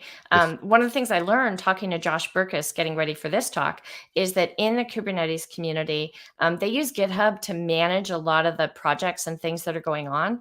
And so they're able, how with Gits and commits, you can know like who did the most commits or how many lines of code did various people contribute. You can kind of measure those developer contributions in that way. Yes. But it's very hard to measure some of these other ways that I talked about here. And what they do in the Kubernetes world is because some of that project management is all done in GitHub, they can measure it. Yes. And it enables them to recognize the work. And what's interesting about that is work that gets recognized gets done more. Right? Work that is appreciated happens more. So I think as we grow the Postgres world and we think about how to scale and we think about how to invite more new people in, hopefully we're going to evolve. This amazing community has been evolving for 30 years now, and it's going to continue to do that. And I just think there's maybe some ideas we can borrow or steal from other parts of the dev world. Yeah, there's a lot of shared lessons that go across, transcend the open source communities. Yeah. Thank you very much. This is fantastic. Thank you. Appreciate being here. And next up, we have a teammate of mine, Anthony Shaw, who is going to talk about something absolutely terrifying. Tell us more about that, Anthony. Okay, hey everybody. Yes, my name is Anthony Shaw, and I'm talking to you today from Sydney, Australia. Before we start, I wanted to give some acknowledgement to the traditional custodians of the land on which I'm presenting, which is the Darkinjung people, and pay my respects to elders past, present, and emerging. So we're going to talk about Postgres security. I'm a cloud advocate at Microsoft, and over the last year, I've been playing around with Postgres, trying to see different ways of trying to attack my own Postgres infrastructure and test it out to make it more secure, and then seeing how I can summarize those tips into things that our customers can do and users of Postgres can do. So I'm a cloud advocate at Microsoft. I focus almost entirely on Python, but I get pulled into lots of other things like Postgres, for example. I'm also a fellow of the Python Software Foundation. I contribute to a lot of open source projects, including Python itself, and create open source projects and publish those. My links are at the end of the talk. I also like to break things mostly on purpose, and regardless of whether I'm working in a big company like Microsoft or one I've been working in startups, I like to try and break into internal infrastructure, which is normally to discover things which need fixing and then tell people why they need fixing and where. So part of that is looking at security issues, and part of that is also looking at processes and just the way we address things. Like I say, Postgres has been an area of interest of mine. So this kind of comes back to how you think about network security in Postgres. So if you think about Postgres itself, it's just a traditional model of the pSQL client. So that could be the command line, that could be an application. It's communicating over the network somehow, and it's talking to the Postgres server. So in a traditional application environment, you've got an app that has a database. It communicates over a virtual network, and then it talks to a Postgres server. That can also be another model where you have somebody who's developing a DBA or somebody who's actually programming the database needs to connect to the same server. So you've got an application that's connecting to your app. Your application's connecting to the database, and then you've also got a developer that's maybe connecting to the same database to run some queries, or a DBA connecting to the database. Part of the challenge here is that you essentially have Postgres as a server exposed on the network, and then by default, you can expose the data inside that database to people who shouldn't be having access to it. So I'm going to walk you through some scenarios. So for example, if you were to connect to a Postgres database and you connected to the server by the host name, you gave a username of web and a password of webadmin123. Postgres has got host-based access control in the Postgres configuration. So it would look at the IP address that it's connecting from. So where's this coming from? By default, Postgres has a any policy with no password, as I'm sure many of you know. So if you deploy the Docker image or just install Postgres, it will let anybody connect with no password, which is not ideal. So what typically people do is introduce password control and then put some sort of host control policy in.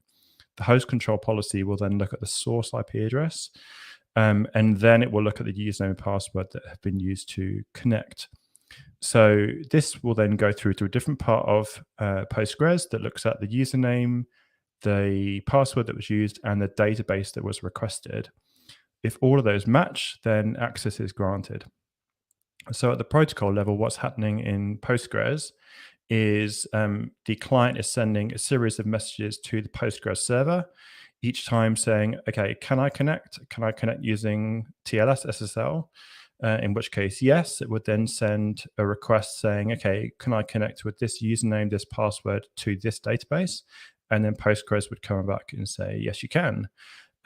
Once that has been confirmed, then the client, whether that is an application or a DBA console, or you're using pSQL on the command line, would then give you the ability to query data and look at the database. So this is the kind of area that I've been focused on, which is, okay, so if an attacker is looking at this and they want to gain access to a database, what can they do to make that happen? So in a different scenario, if you tried to connect and the source address was still okay, so let's say you had any host allowed, but the password was wrong, then what will happen is Postgres won't match the username or password, and it will reply back with an error code 28P01. This is important because what I discovered when doing some testing is that in the protocol and basically in the error codes, Postgres will respond with different error codes depending on what the authentication issue was. So ideally, in an authentication scenario, if the request was invalid because either the IP doesn't match one of the hosts, or the user or the password was wrong, or the database was invalid, then the server should come back with a generic message. You don't want to give away any information to the attacker. Now, Postgres has been designed with developers in mind, and it's more about usability. So it uses a descriptive error message to say, okay, here's what you've done wrong. If you exposed Postgres over the network to an attacker can use this information, and I'll show you in this talk how that can work. So that's the first error message we can get, which tells us that the password was invalid. Now, so far, all I've managed to do is guess that there's probably a user called web and a database called web. And the password, I can just type in any old junk, and I can immediately get a response back saying, okay, you do have access, but the password that you used is not correct. If the source address is wrong, so if you've got better control in the host-based access, so if you haven't just allowed any IP address to connect, and somebody tries to connect to the server over port 5432 from a machine that isn't allowed, they will get a different error message that says that the host is not in pghba.conf, which is the access control configuration file. This is what comes back at a protocol level. So it's a different number and it's a different error message. So what I discovered when scanning Postgres servers that have been configured in different ways is that I can detect whether or not it's in the host-based access control or whether it's the username and password failure. It's not that difficult to spoof IP addresses in some networks. So you shouldn't rely on host-based access control in this way. And I'll talk a bit towards the end about other things you need to consider. Okay, so in another situation, if you have the source address is correct, the user is incorrect, and the password is incorrect. In older versions of Postgres, I believe it's 12 and below. I can double check that and post the notes later. If the username is invalid, you get a different error code to when the password is invalid.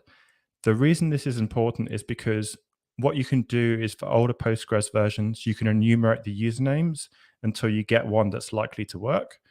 And then once you've got a working username, you can sit and attack basically using different passwords.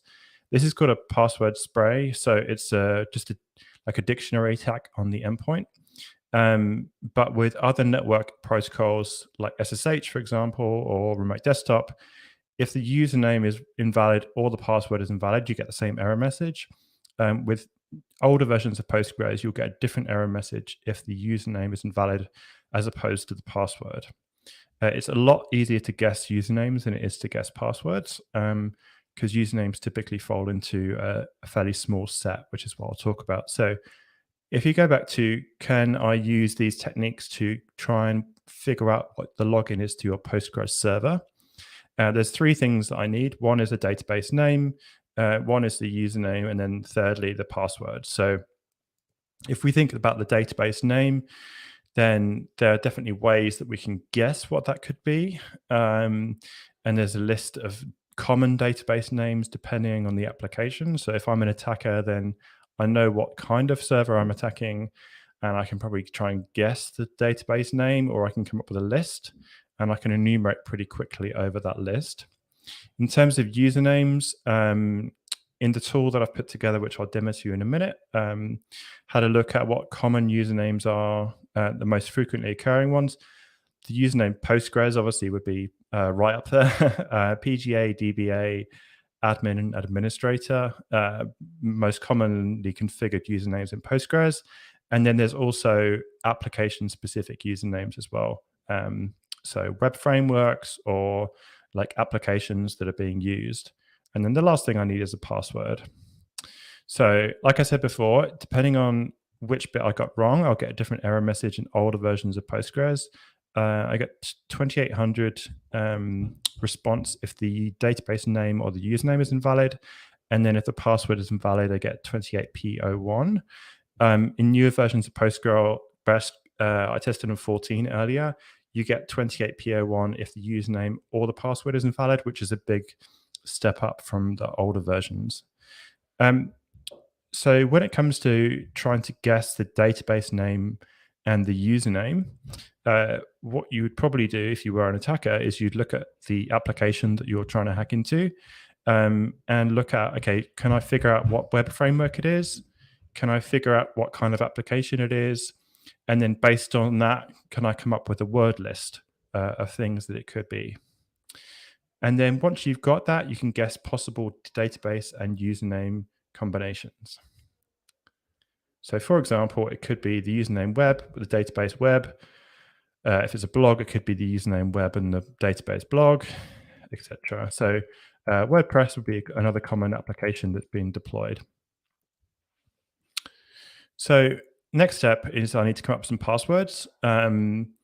So what I would do as an attacker is I would try all the easy ones first, which is the most commonly used passwords, and I'll show you a list where that comes from, to come up with some easy passwords and try those. Then I'd go down to another list that I've put together as about 6,000 harder passwords, but also quite predictable. And then if that didn't work, then I'd put together a custom password list, which I'll show you how to do as well, which could range from a few thousand to tens of thousands of passwords. So, if it's a poorly configured application and it's got a username of web and a password of web, then it won't take very long to connect into that app. So when I was doing this research, instead of doing this all using clients and stuff, I decided to write a tool to automate this. Tool is called Hathi, named after Colonel Hathi in the Jungle Book. It's one of the elephants, the grumpy one that boxes around Mowgli, if anyone remembers that movie. It's free and open source. It's MIT licensed. If you want to use it, create a private version. It supports Postgres, MySQL, and Microsoft SQL Server, and it comes with a custom password list that I put together. It's essentially a password spray tool designed for database infrastructure. You can give it a list of hosts that you want to scan. That can either be one server or an IP range. It will go through all the database and username pairs that it can come up with. And then once it's got a match, it will try the common passwords, and then it will try a custom password list. I've put together a password list of about 6,000 passwords that are database specific, but you can come up with your own as well, and I'll explain how that works. And then once it's finished and it's got a successful login, then it will report any successful credential pairs. To install this, you'll need Python 3.8, and you can install it using the pip tool. So pip install Hathi. And to run Hathi, you just type Hathi and then the host that you want to test or attack, depending on which way you want to look at it. If you know the username, you can give Hathi a bit of help by specifying the username. And if you have a custom password list, then you do -- passwords and give it a path to the password list. If you want more than one login credential, you can specify -- multiple, and it will look for as many username password matches as it can. Okay, so I'm going to give you a demo to show you this in action. Now, in terms of the tooling I used when putting this together, the first thing was an app called Wireshark. It's a sort of network analysis tool, and it essentially connects to Postgres and then analyze the actual packets that are coming backwards and forwards between the Postgres client and the Postgres server. This is where I noticed a few things. This is an invalid login. So I just typed in the username banana, and then I can't remember what the password was. It was something stupid.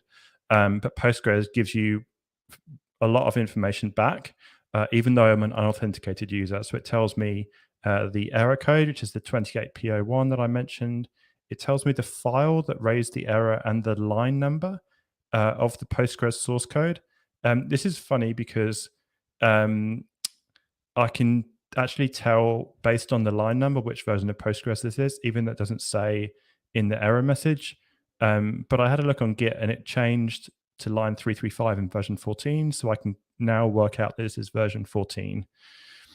A Hathi tool itself works as a command line app. So I've got a Postgres server running on localhost, and it doesn't have TLS. So you use the no SSL flag. What Hathi will then do is it will see if it can connect at all, and then it will sit and attack that server for me. So one thing noticed when putting this together is that the number of login attempts a second. So if this is running locally, this is running on a Docker image. Running this on production machines, it would run about 100 to 120 login attempts per second. So to put that in perspective, for 100, we're looking at getting through a password list of 6,000 in a minute. So yeah, this is a bit of a bit of a challenge. Postgres doesn't have any throttling built in. It doesn't have a retry count built in. So Hathi would actually quite happily sit there running through password lists of 60,000.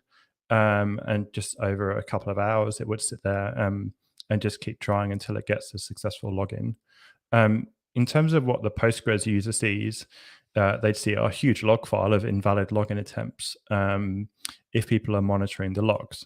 So this one's found it's managed to successfully log in on the database Postgres, the username Postgres, and this terrible password of p@ssw0rd. If there's a couple of other things you can do, like I mentioned before, with Hathi, so you can specify at hostname if the server has the username at hostname as the username. You can also give it a custom username word list, custom password list, or you can also look for multiple credentials, which is one additional thing. If you wanted to automate this, I've also added a --JSON flag, which will run the same tool, but it will output in JSON. So if you wanted to pipe this into some other sort of tool to do any audits or stuff like that, then you could do so. So that will give you whatever successful login pairs it could find for that endpoint.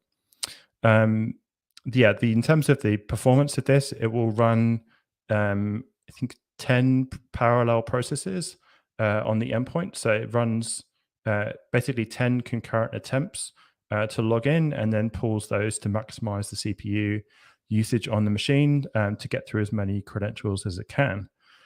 There's a couple of other things I wanted to highlight in the presentation. One is the repository. So in the repository, so it's github.com/Tony Baloney. That's my username /Hathi. And in there's the passwords.txt list. That's the password list that I came up with.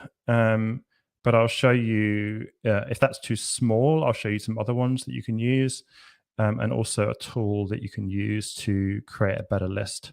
So this is just a list of generated passwords based on words that I typed in, such as administrator, Postgres, Django, WordPress, website. And it would basically go and do substitutions, as well as capitalize certain letters and append numbers and things which people are used to doing when they write passwords, is to stick an exclamation mark at the end or change the A with an @ sign, for example. So this basically turns that into a password list. You can also use, this is a sort of repository that's used by quite a lot of people called seclists. This is used by security testers, and this is the URL. So it's Daniel Meisler seclist, and then in here there's a password folder, and it's basically the most commonly used passwords, which are combined from different security leaks, but they've all been made public, ranging from top 10,000 to top 10 million. So you can actually go and run the top 10 million passwords if you want. And like I said before, Postgres will just keep replying. It doesn't throttle by default. It doesn't give a timeout by default. It will just keep letting you try and log in.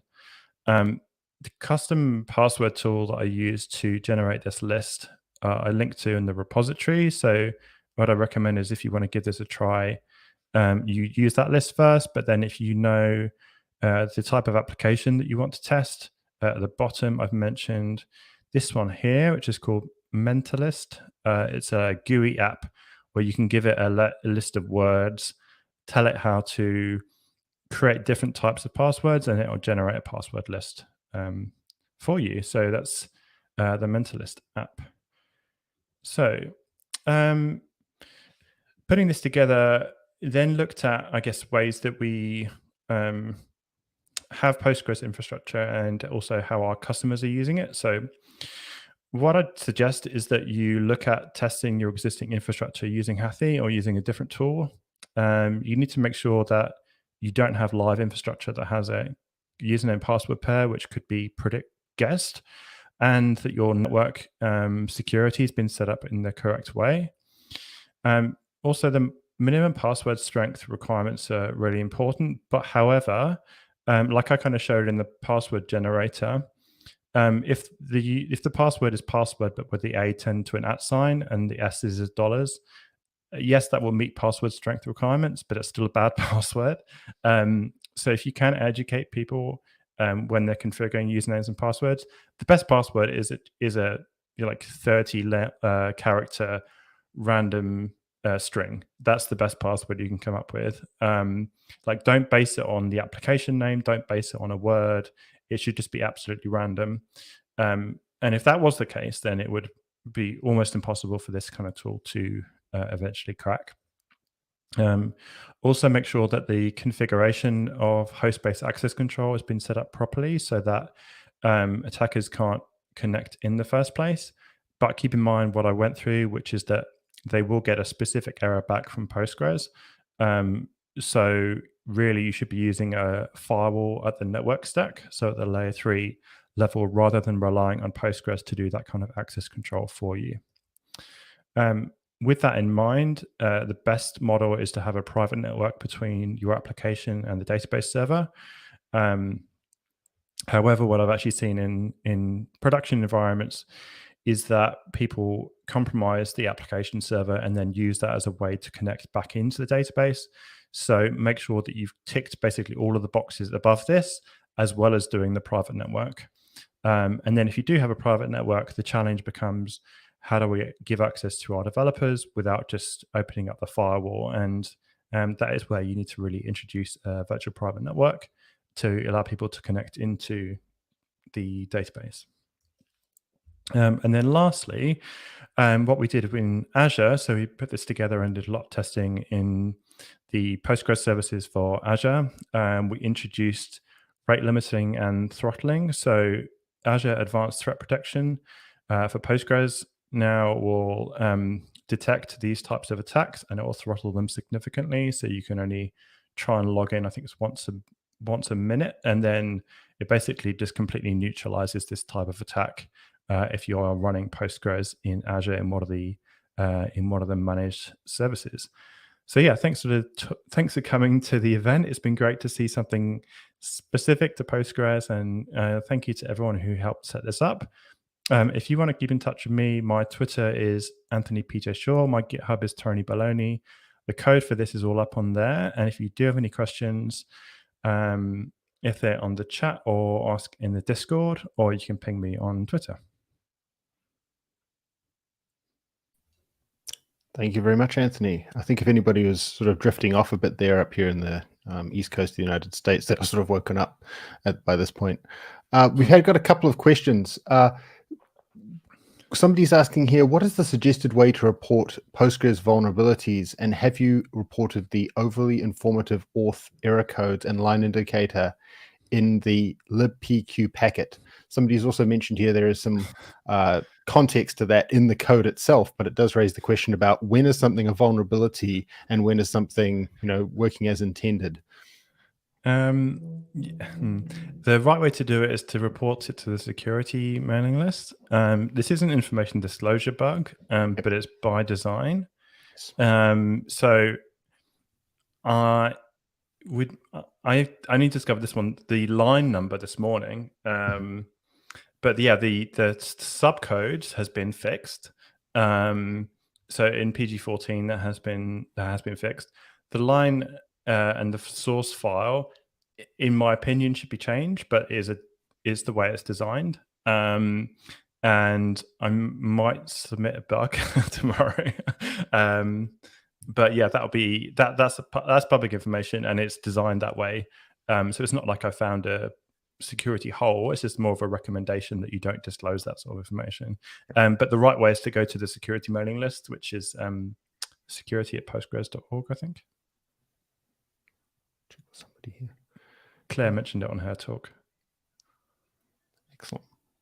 And yeah, and this also raises the question about, until some people actually see something like this, they may not think it's that important, or it may not find its way around the organization. So these kind of tools are very useful in raising we do need to do this. We do need to put it on a private network, etc. And I guess in managed platforms, we've got things like, actually we have managed identity, which we can use to connect, to our Postgres servers to avoid having to handle the passwords, etc. As often. So all of these, I guess, layered protections you laid out there. I know Hathi works with both Microsoft SQL Server and Postgres too. Somebody here is asking, how many brute force passwords can you try in MySQL per second? I'm trying to remember which way around it was. MySQL is a lot still. I've got a screenshot of it on the in the repository. I think it was 80 a second I did with MySQL. Which is still a lot. To give you an idea, SSH is like 3 a minute or something. So by default, yeah, SSH will kick you out, and after like 3 failed attempts for a few minutes, and this is like 80 to 120 a second. That's a lot, especially when people tend to choose passwords that are somewhat guessable in the busy developer world. Somebody here is also asking, they also wonder if there's a fail to ban rule that could guard PG logins. I guess that's something that could work for VM based. Potentially. Yeah. Excellent. And one other question, somebody also mentioned, so thank you for all the questions and feedback. You can use HashiCorp Vault to rotate the database password on both the apps and the database, even while it's running. So that's another, I guess, layered protection. Yeah, that's an excellent suggestion. The place I guess I can see this being a big issue is if you've got a secure web, you've got multiple usernames in the database, and not all of them have strong passwords. So if you don't have any controls in place over all of the credentials, and you've set up a user or a reporting user, or there was like a developer that needed access and you just added, someone called Sarah and the password, web app 123 or something, then and it got forgotten about, then that's an issue. So yeah, definitely rotating the primary application passwords, but also making sure that you have some sort of controls over the other accounts as well. Fantastic. And Robert Treat has just mentioned here, for anyone wondering, the best place to read about security reporting is postgresql.org/support/security. So everybody watching the live stream, thank you. Thank you. Well, thank you very much, Anthony. This was great. If anybody has additional questions, please feel free to drop by the Discord at aka.ms/open-source-discord. I'm sure we'll be around and look forward to hearing more about this in the future. I'm going to run that against some databases sometime soon. Thank you. And next up, we have Keisuke Takahashi, who's going to be talking to us about localization on PostgreSQL. Thank you very much, Keisuke. Great to have you here. Yes, thank you too. Yeah, let's get started.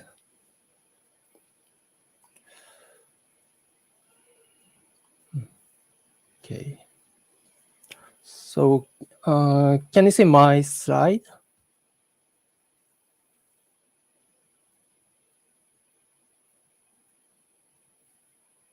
Okay. Yeah. Hello, everyone. Welcome to this session. I'm Keisuke Takahashi. Let's get started about the session localization on PostgreSQL. Here is the agenda. First, I'll give you an introduction of the session. And next, I'll show you PostgreSQL's localization features, specifically character set, local, and collation.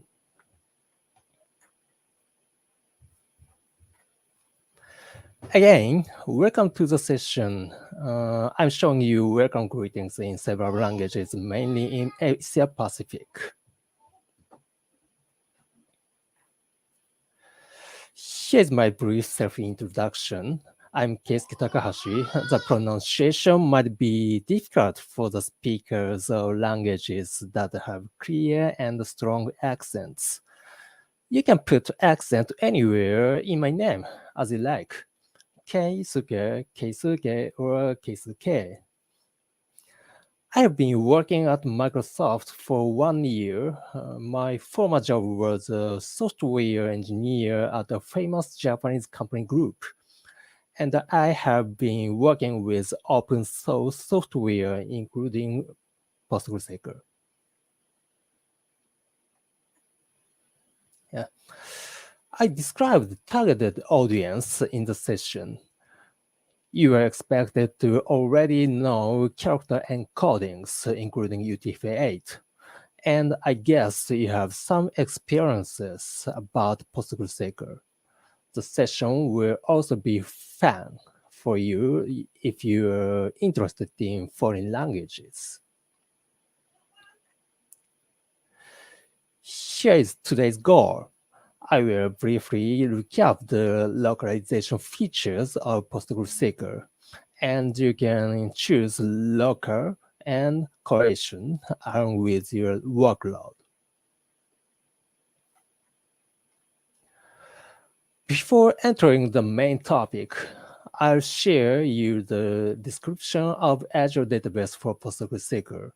Now, it consists of 3 types of database servers, namely single server, flexible server, and hyperscale.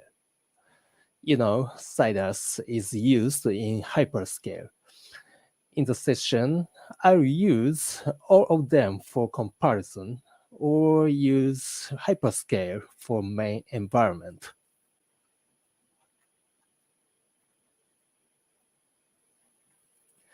So let's get started with the main topics. It is worth understanding the default settings of the environments.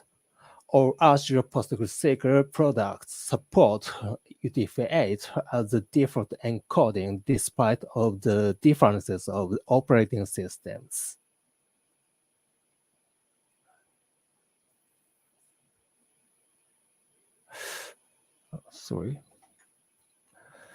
Single server runs on Windows, flexible server and hyperscale run on Linux.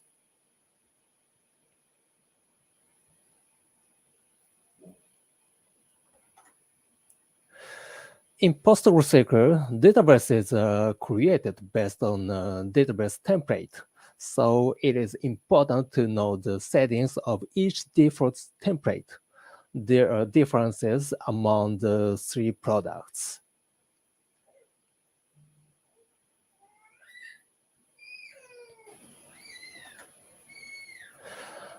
As you have seen, hyperscale supports UTF-8, and generally speaking, PostgreSQL currently supports 34 character sets other than UTF-8 for server-side encoding.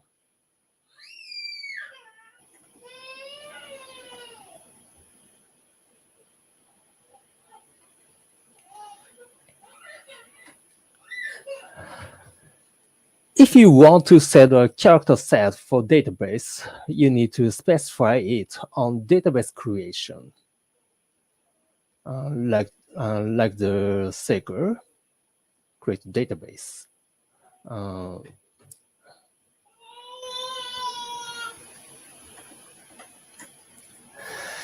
And you can do it both with SQL and PostgreSQL client command.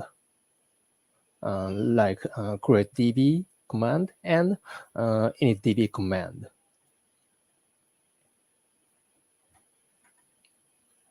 Next, locker and correlation. You can check your locker settings using the SQL. Select name, setting context from PG settings.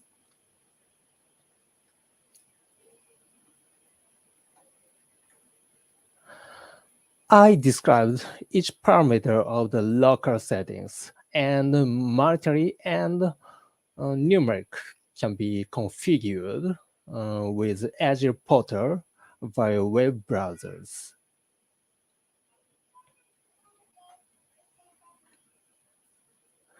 Here is a comparison of different local settings among Azure PostgreSQL products. All of them are the United States English with UTF-8 encodings.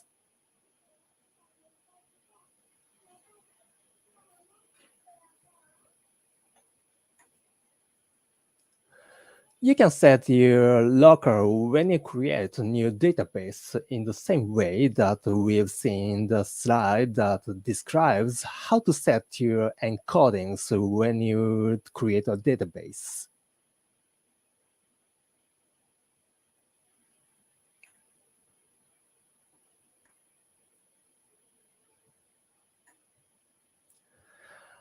After talking about locker, now we will talk about correlation. Correlation is sorting order.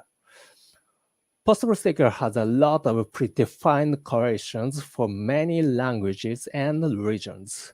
You can see them with the SQL. Select from PG correlation.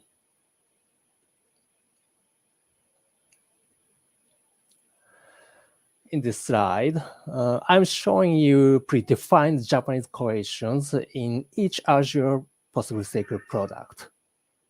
Single server, flexible server, and hyperscale.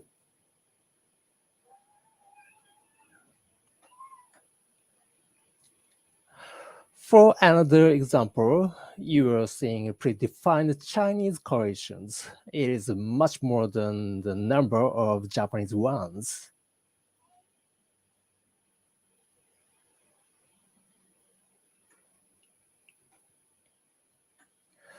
So in the examples, you've seen core provider, Carmen, like this, with C or I. C means libc, and I means ICU. ICU stands for International Components for Unicode. These are local and correlation providers. libc is a traditional provider until PostgreSQL version 9. ICU is a new one, and it is smart and flexible. The topic in this session will be mainly about ICU, and I'm going to show you the benefits of the new correlation provider. Again, you can specify your encodings and correlation when you create a database. To use an ICU correlation, you can specify it in this timing.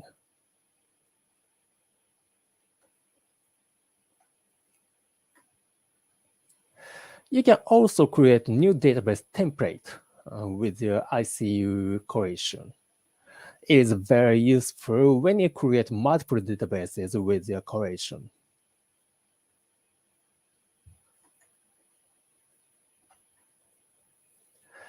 You can also specify your correlation for columns in your table.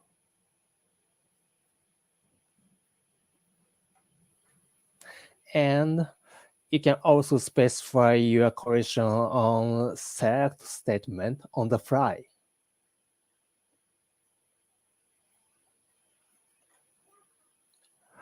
We have learned the basics of character sets, local, and correlation in PostgreSQL. Next, I'll show you sorting results with individual correlations through experiments. The environment is hyperscale.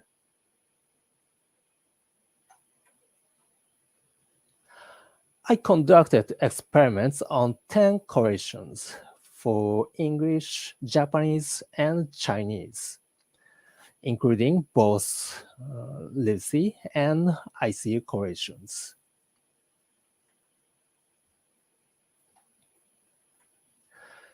In the experiments, I used 165 Unicode characters or combinations, which I picked up from huge number of characters. I hope they will cover almost all of language population or usages in Asia Pacific, namely Latin, several Japanese letters, traditional Chinese and simplified Chinese, Hangul, Chunam, or Vietnamese, Arabic, and Keurig.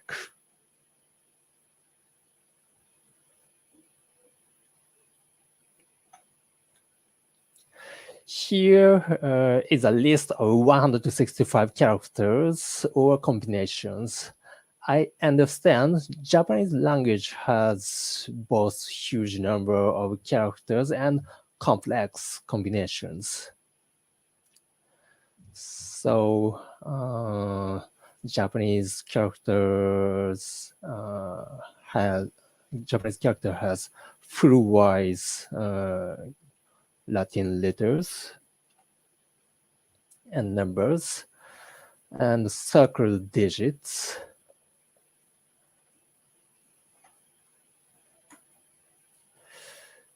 And it's Roman numeral and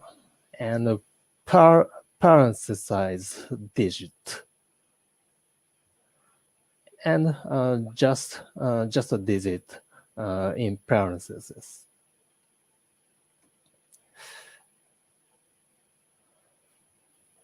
And many Chinese characters are shared among Japanese, Chinese, and Taiwanese, traditional Chinese.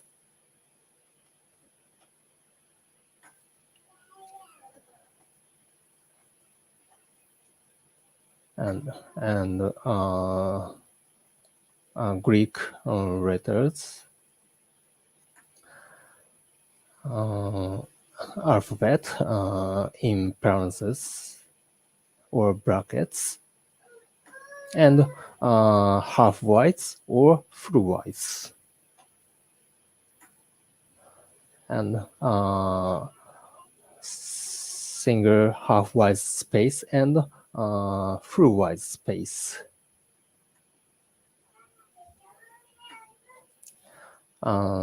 Japanese letters have hiragana, katakana, and half-wise katakana. It's very complicated. And some patterns of voiced sound marks.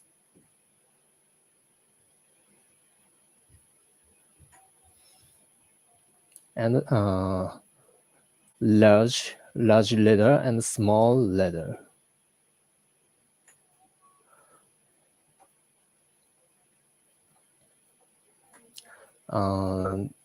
This wave dashes looks the same, but the above is the letter in macOS, and the below is in the Windows. These are different.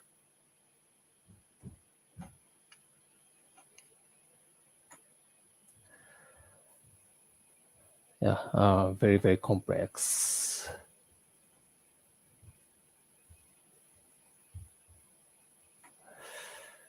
And this is important for Japanese companies or Japanese database users because this is used frequently in Japanese company names, and they are different.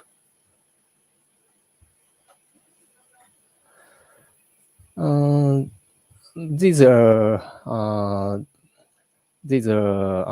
Japanese original Chinese characters, and emoji, and half-wise, full-wise.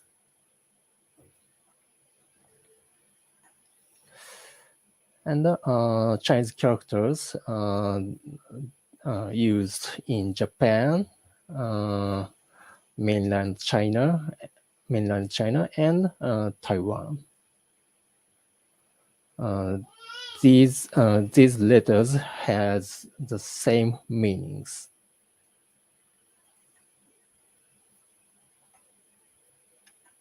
And Hangul, Vietnamese Chinam,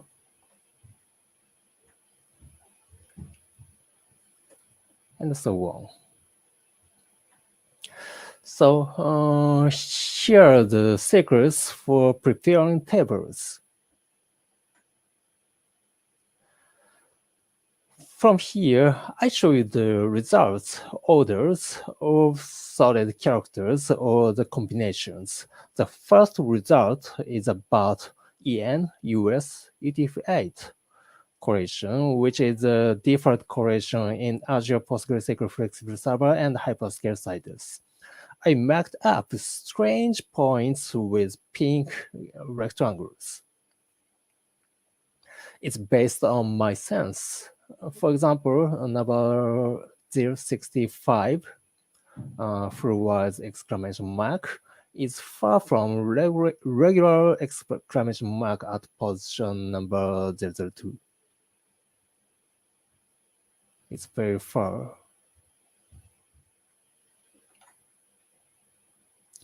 And each result is described in 2 slides separately.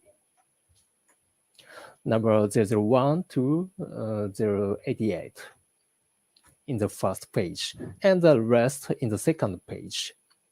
Using EN US UTF-8, 3 styles of Chinese letters, Japanese style, traditional Chinese style, and simplified Chinese style are separated in the solid results. This one, this one, and this one, and this one, this one, and this one.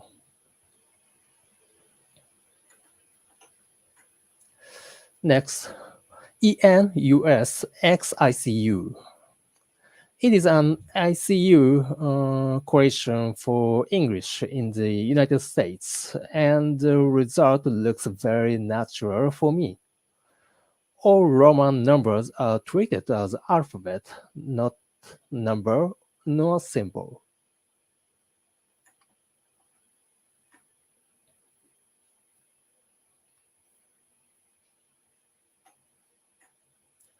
Next, JA JP UTF-8. The result is quite different from EN US UTF-8. And there looks some unnatural points for me. Like this.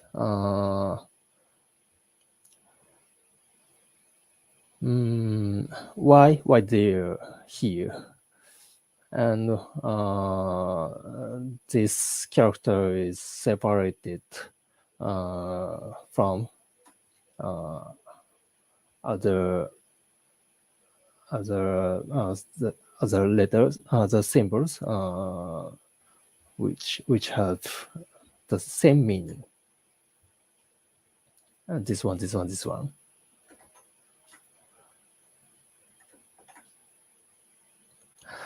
Next, JAXICU. The result looks natural for me. But I cannot say why the order rule of Chinese characters from number 144 is like that. Here.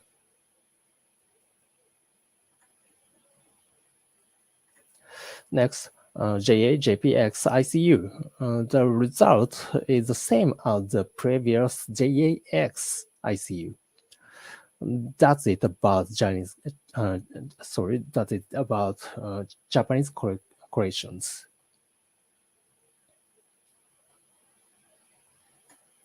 From here, I'll show you the results about Chinese corrections. The first correction is the HCN UTF-8. It is similar to EN US UTF-8. And I found the order of some of Chinese letters is different from that. They are separated, despite of the same meaning.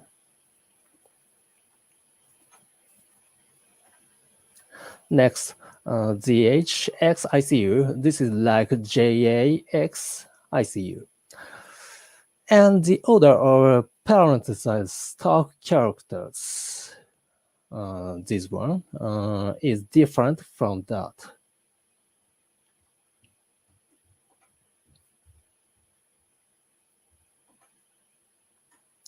Next, ZH hands XICU, which is a Chinese ICU correction for simplified Chinese.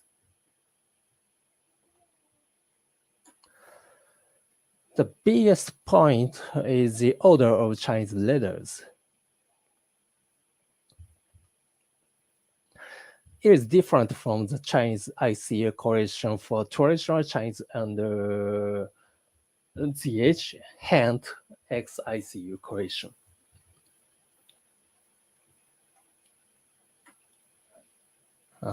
this one.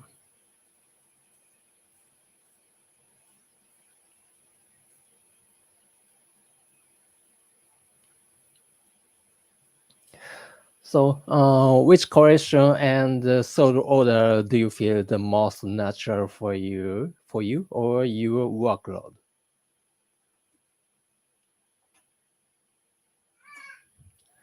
From here, let's see the performance of each correlation. I got calculated costs using explain and measured the actual performances using analyze. I conducted the test not only for tables where each correlation is specified when creating tables, but also for queries specifying correlations on the fly.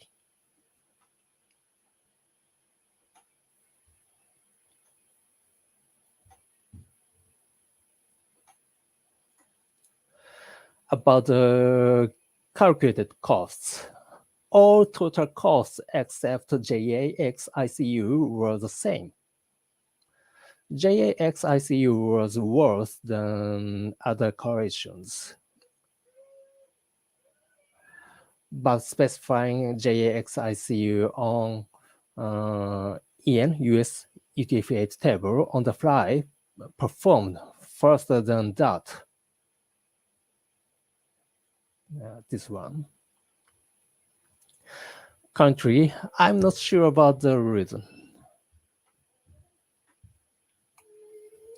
Next, I'll explain actual times using analyze command.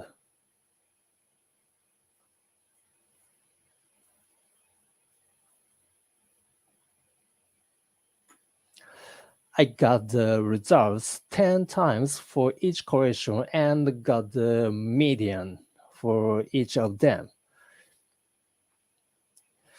Here is the result of the total time comparison. The result was quite different from the calculated costs.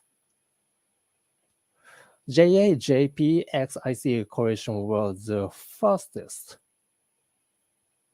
in the results.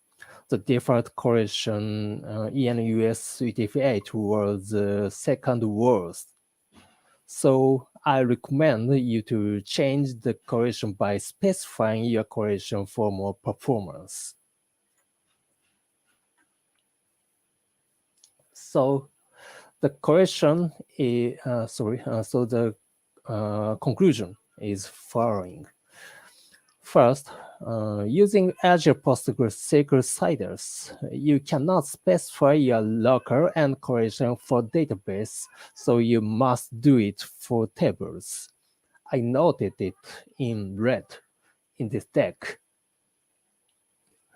Second, IC correlation is better than libc not only for the natural sort order, but also the actual performance.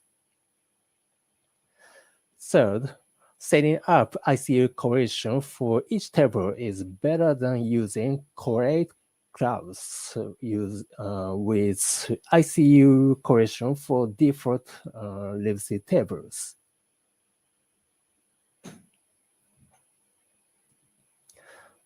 These are my references. Sorry for Japanese title.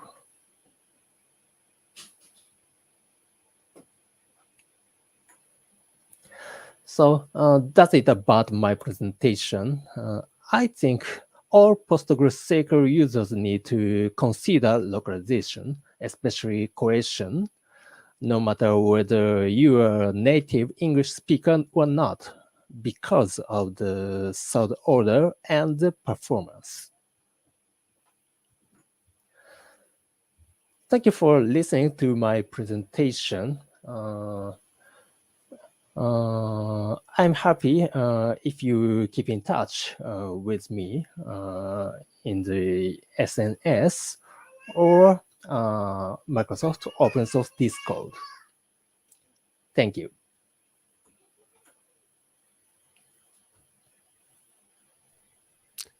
Thank you very much, Keisuke. I must say this is a topic which you've opened up a lot of interesting details about, which I wasn't even close to aware of. We have a question inside the Discord where it says, Did your experiments reveal bugs in the GNU libc collation? I'm assuming ICU works better.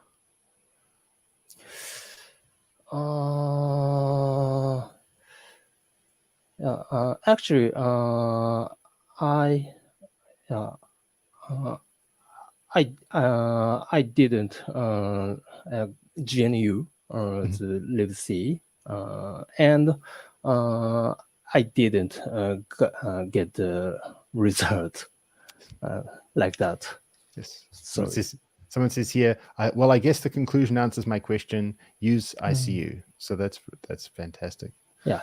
Thank you very much. And if anybody would like to ask any more questions, Keisuke, ak.ms/open-source-discord. Thank you. Thank you so much. And next we have Andrey Borodin, who's here to talk about multi-threaded Postgres connection pooler called Odyssey. Thank you, Aaron. Hi, everyone. My name is Andrey, and I like to work on Postgres. And let's talk about transaction connection pooling and news in this field. Few words about me. I'm hacking on Postgres since 2016. My first patch was committed to Postgres 10.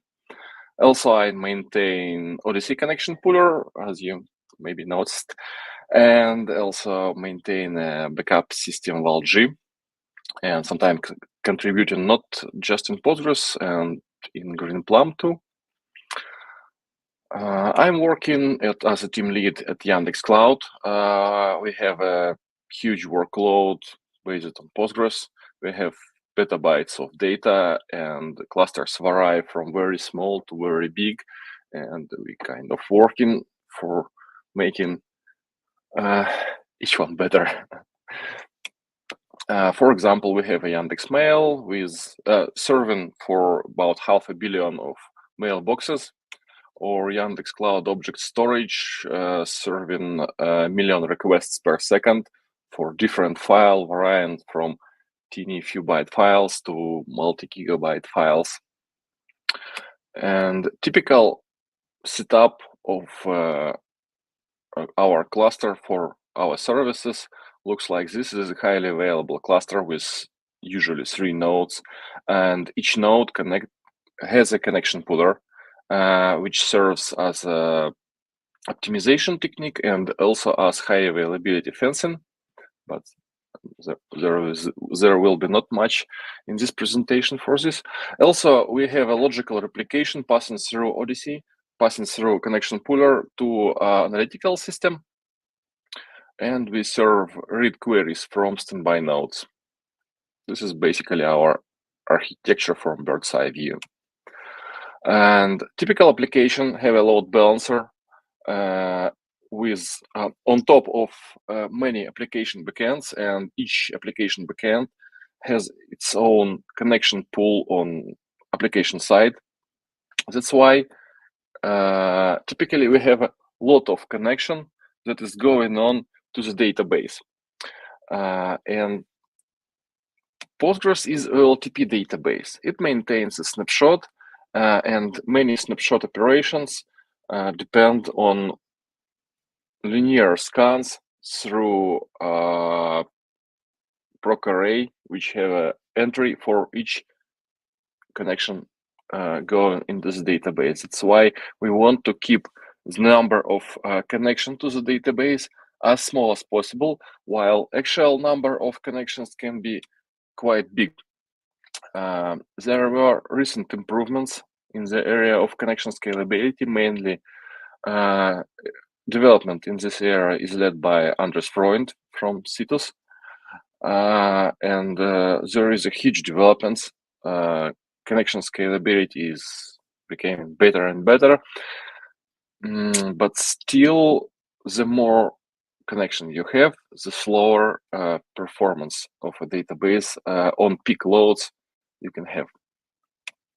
Also, there is a interesting work, related work in built-in connection pooler by Konstantin Knizhnik, but this work seemed to be slowed in recent years, and there is no much hope when it will be committed, when it will be usable with upstream Postgres. So, to the date, using a connection pooler in OLTP-oriented workload is a necessity. You just can't avoid it if you want to get as much efficiency as possible from your hardware. That's why I'm working on Odyssey.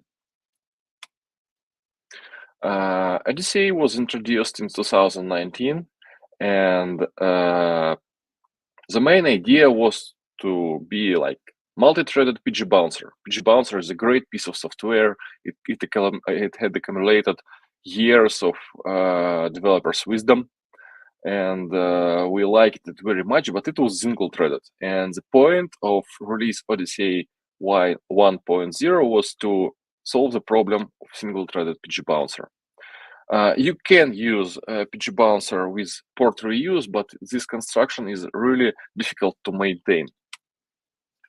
Then we have Odyssey 1.1, which mainly was just catching up with PG Bouncer, making the connection pooling the way PG Bouncer does it, like adding delays where they are necessary, adding slowdowns where they actually are necessary. For example, Odyssey 1.0 used to grab as much server connections as it wants, and on synthetical tests this performs just fine. But in PG Bouncer there is a small slip before grabbing each new server connection, and actually it was a lot of wisdom in these decisions. And we re-implemented many of slips that PG Bouncer had to make Odyssey more stable and better pulling transactions. Also, we added better observability in Odyssey 1.1.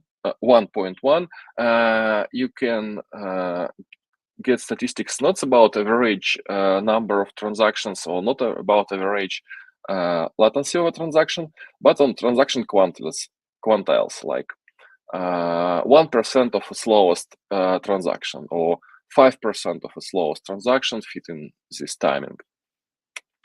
Next release was again catching up with PG Bouncer. We had to implement widely used pluggable authentication model, and we had some security issues we had to fix in a host-based authentication.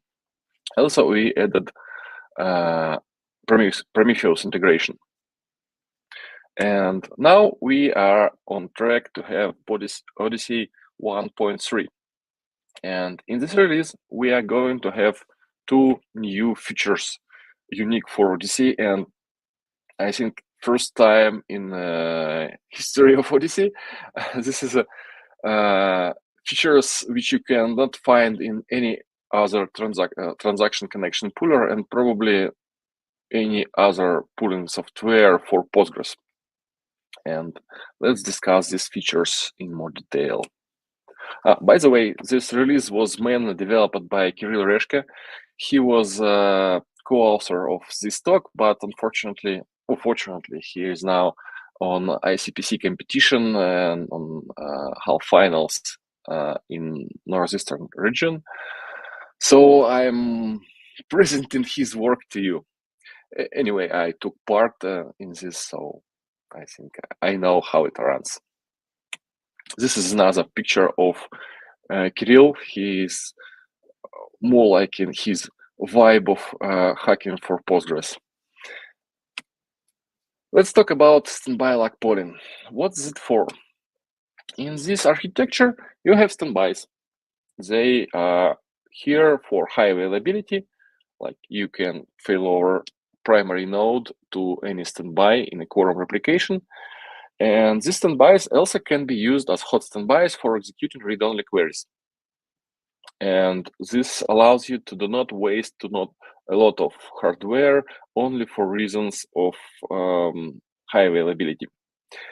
But you need to connect to correct node, and to do this, you are using a technology which is called multi-host and target session address. In the connection string of Postgres, you can specify many host names with ports and say what level of connection do you want. You may say that you want standby. You can prefer standby, but there is no standby. You want primary. You can say that you want just any alive host, any host that can respond to queries. You may want strictly primary because you want to write data into your database, and many other functions. This technology works just fine in so many setups, so our service developers are accustomed with this technology, but suddenly there are some problems. Because you are using high availability cluster, some node may fail. For example, hypervisor may be turned off to replace memory, or RAID array of SSD drives may degrade or fail entirely, or network can be partitioned and data center can be disconnected, or power can be lost, and many other failures that are just okay for a highly available cluster, but when the power is restored, or maybe hypervisor is replaced, your database wakes up with a huge lag behind the primary node. It is showing you very stale data. And if you use target session address, you may read this old stale data. Ideally, we would like to implement so-called read after write consistency. So guarantee the user that if she is issuing write query, she will be reading read query for some time after this, and this time should not be less than a lag. But we did not implement this read after write consistency yet, but we are moving towards this. We had implemented lag polling. What does it mean? When you specify a Postgres server in a Odyssey config, you can say that you connect to that host on that port using these credentials, etc. And you can specify so-called watchdog. Watchdog is a query that will be executed against the server every watchdog lag interval and asks the server what is the time of last replication record that you applied. And so basically this is how new is your data, and the server will reply with a timestamp in Unix timestamp, saying the second at which his data is currently. And Odyssey will remember this time, and every time user want to start a transaction, Odyssey is going to take a server connection unless the server is lagging behind. For each pair of user and database, you can specify so-called catch-up timeout. This is a time of a lag that can be, this is a maximum difference of real-time clocks on a client and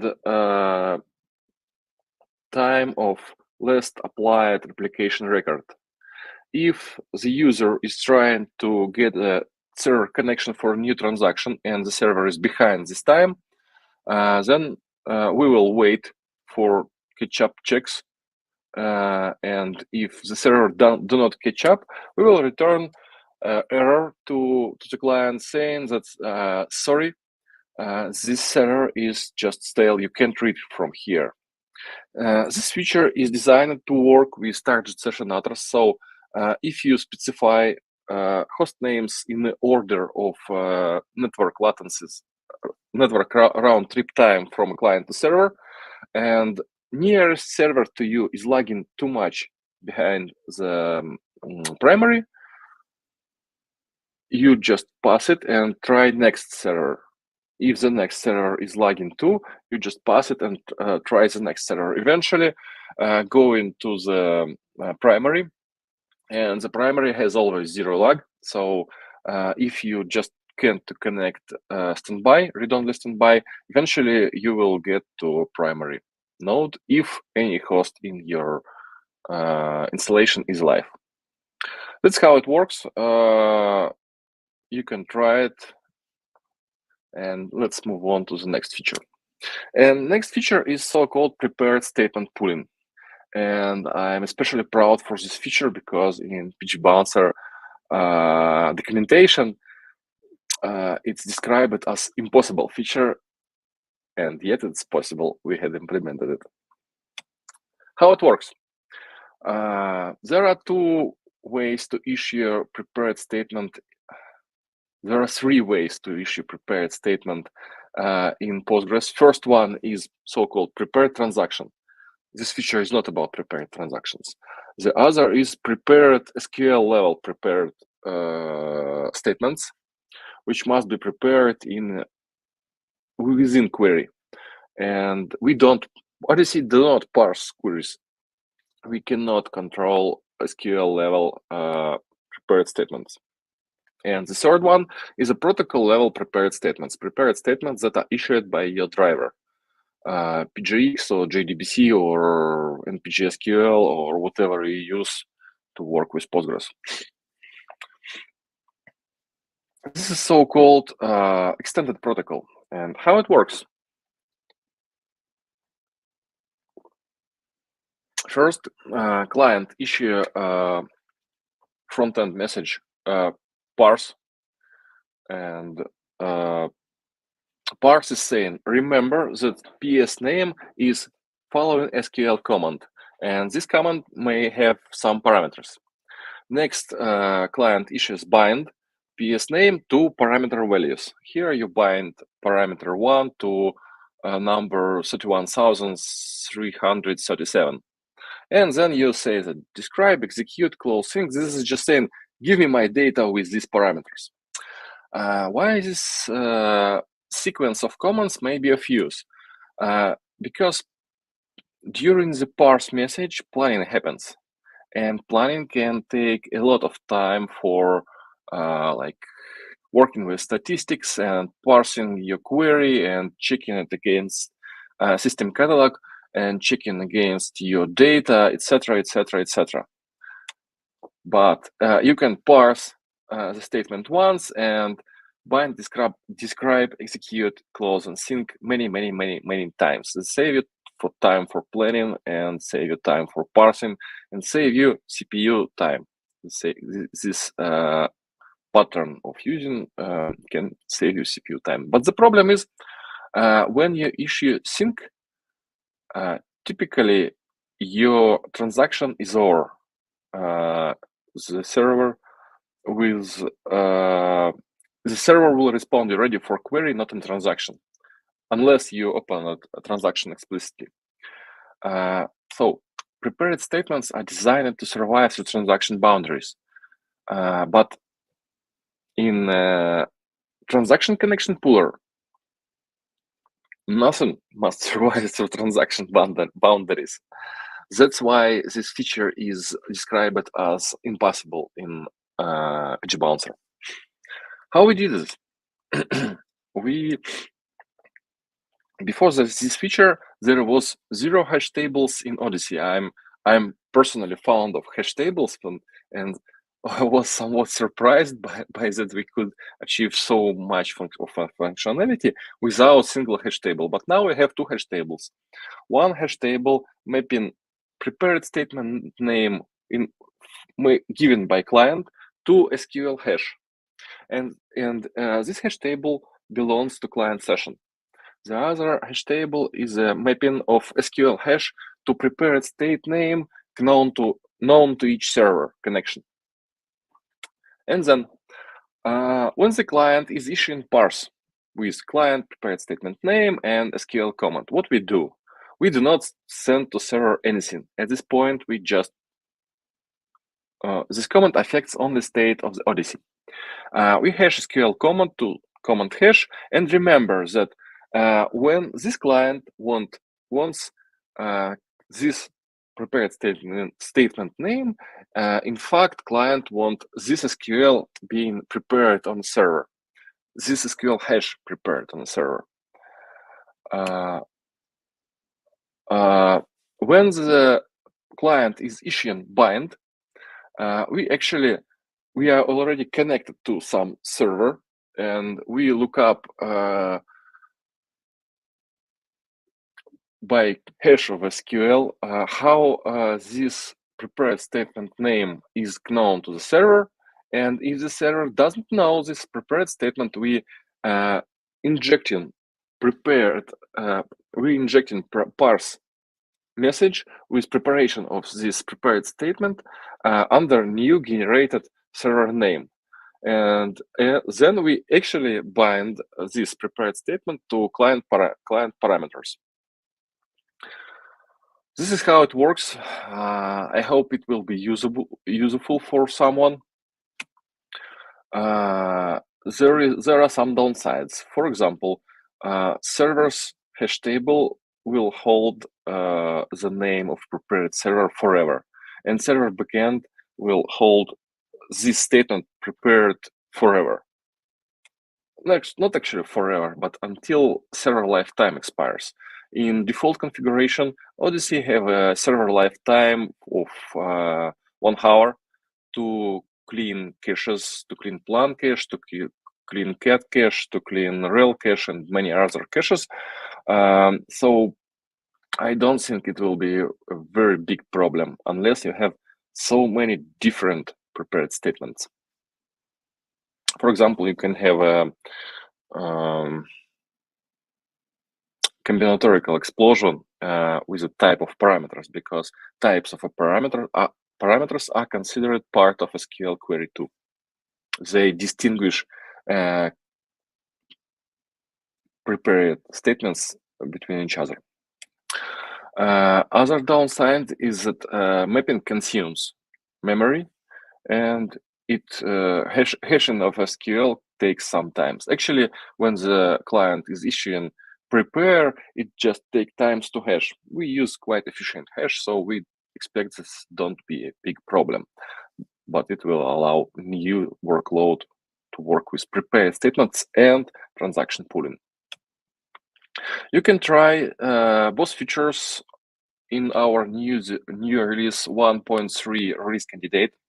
Fortunately, it's still a release candidate. We tried this version in production. It under certain load, it has a very rare bug, making very slow connection to HAN. After hunting this bug down, we will publish 1.3 release without release candidates node. But right now you can try and test drive the feature with a release candidate version. If you have some ideas, what kind of fantastic and difficult, or maybe insane, maybe strange, maybe interesting features we could have in Odyssey 1.4, please ping me on Discord or in Telegram or email or in GitHub or whatever. We are looking for interesting features in Odyssey, and we really like new innovative stuff here. And basically, that's my talk. And thank you very much for listening. Scale connection pooling, scale Postgres, use Citus, use open source. Thank you very much, and I will be happy if there are some questions. Thank you very much, Thomas. That was a very interesting, sorry, Andrey, thank you. It was a very interesting talk with a lot of deep technical detail, which I was really fascinated by. Somebody who was saying, this is very cool work. I'm keen to dig into the read-write consistency stuff and understand more about this. So there's lots of things there. We are looking for read-write consistency and some other models of consistency, but currently we don't have a way to understand was your query writing or reading.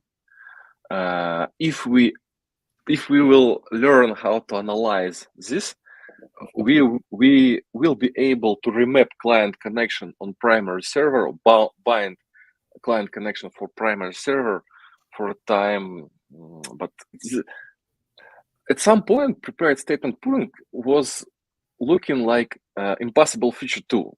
I hope this will be the case of read-write consistency. But now it's impossible, and I don't know how to do this. Fun challenges. And I noticed as an open source project, it's quite popular. And I'm curious a little bit about some of the features that you might have implemented on behalf of the open source community. Do you have any of your sort of favorite features or features that have come from particular use cases from people using it in the open source? Yeah. You have basically two ways to authenticate in Postgres. You have three ways to authenticate in Postgres with password. One is completely wrong. This is plain text authentication when you send your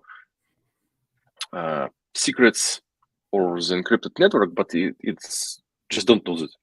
And another way is to use MD5 hashing.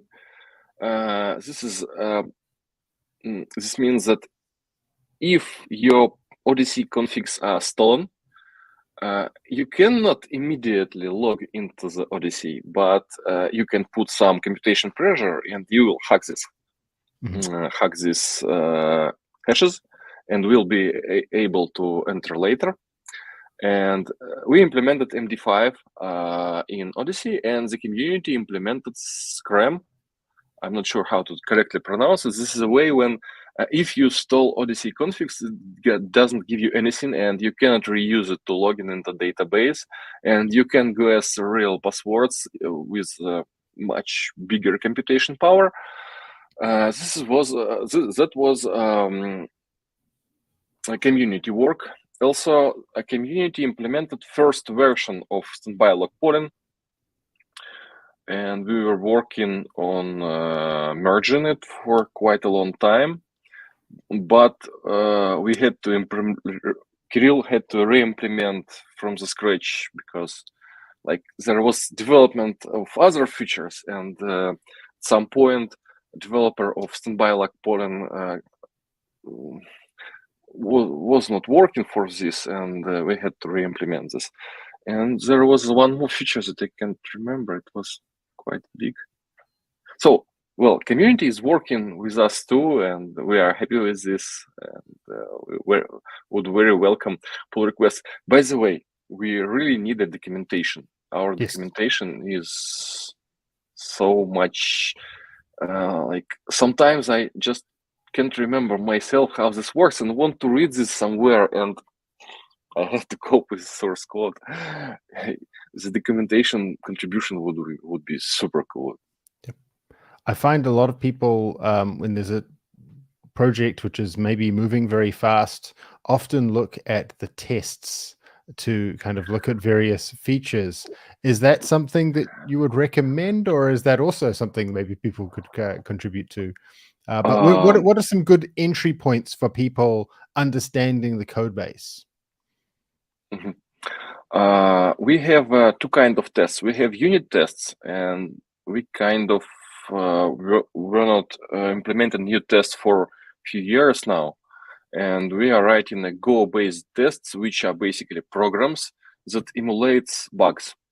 And that Go part is much easier than C part. Yes.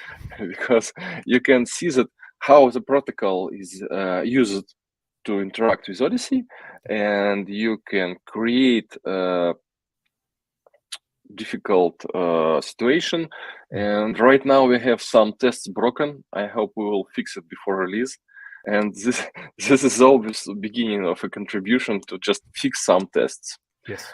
Unfortunately, some tests result in difficult race conditions. Some tests are just easy to fix because it's oversight, and some tests are strange race conditions, which is difficult to tackle, and I don't know which one is which one is easy and which one is not.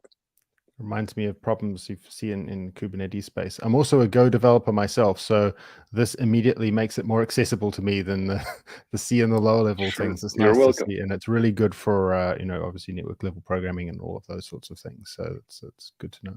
I'd have a poke around at the source code later. So Cool.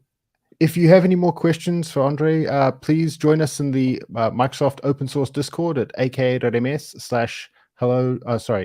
open-source-discord. I've seen some fantastic conversations going back and forth, including some security related. And I hope we will see people joining us also for the wrap up very shortly. So we have a half an hour wrap up with Claire Giordano and Thomas Munro, myself, talking about this and many of the other fantastic live sessions we've had today. Yours is the wrap up for the APAC session, Dre. So thank you very much. We really appreciate you being here. And cool. Yeah, I like it. Cool. Thank you. Cheers.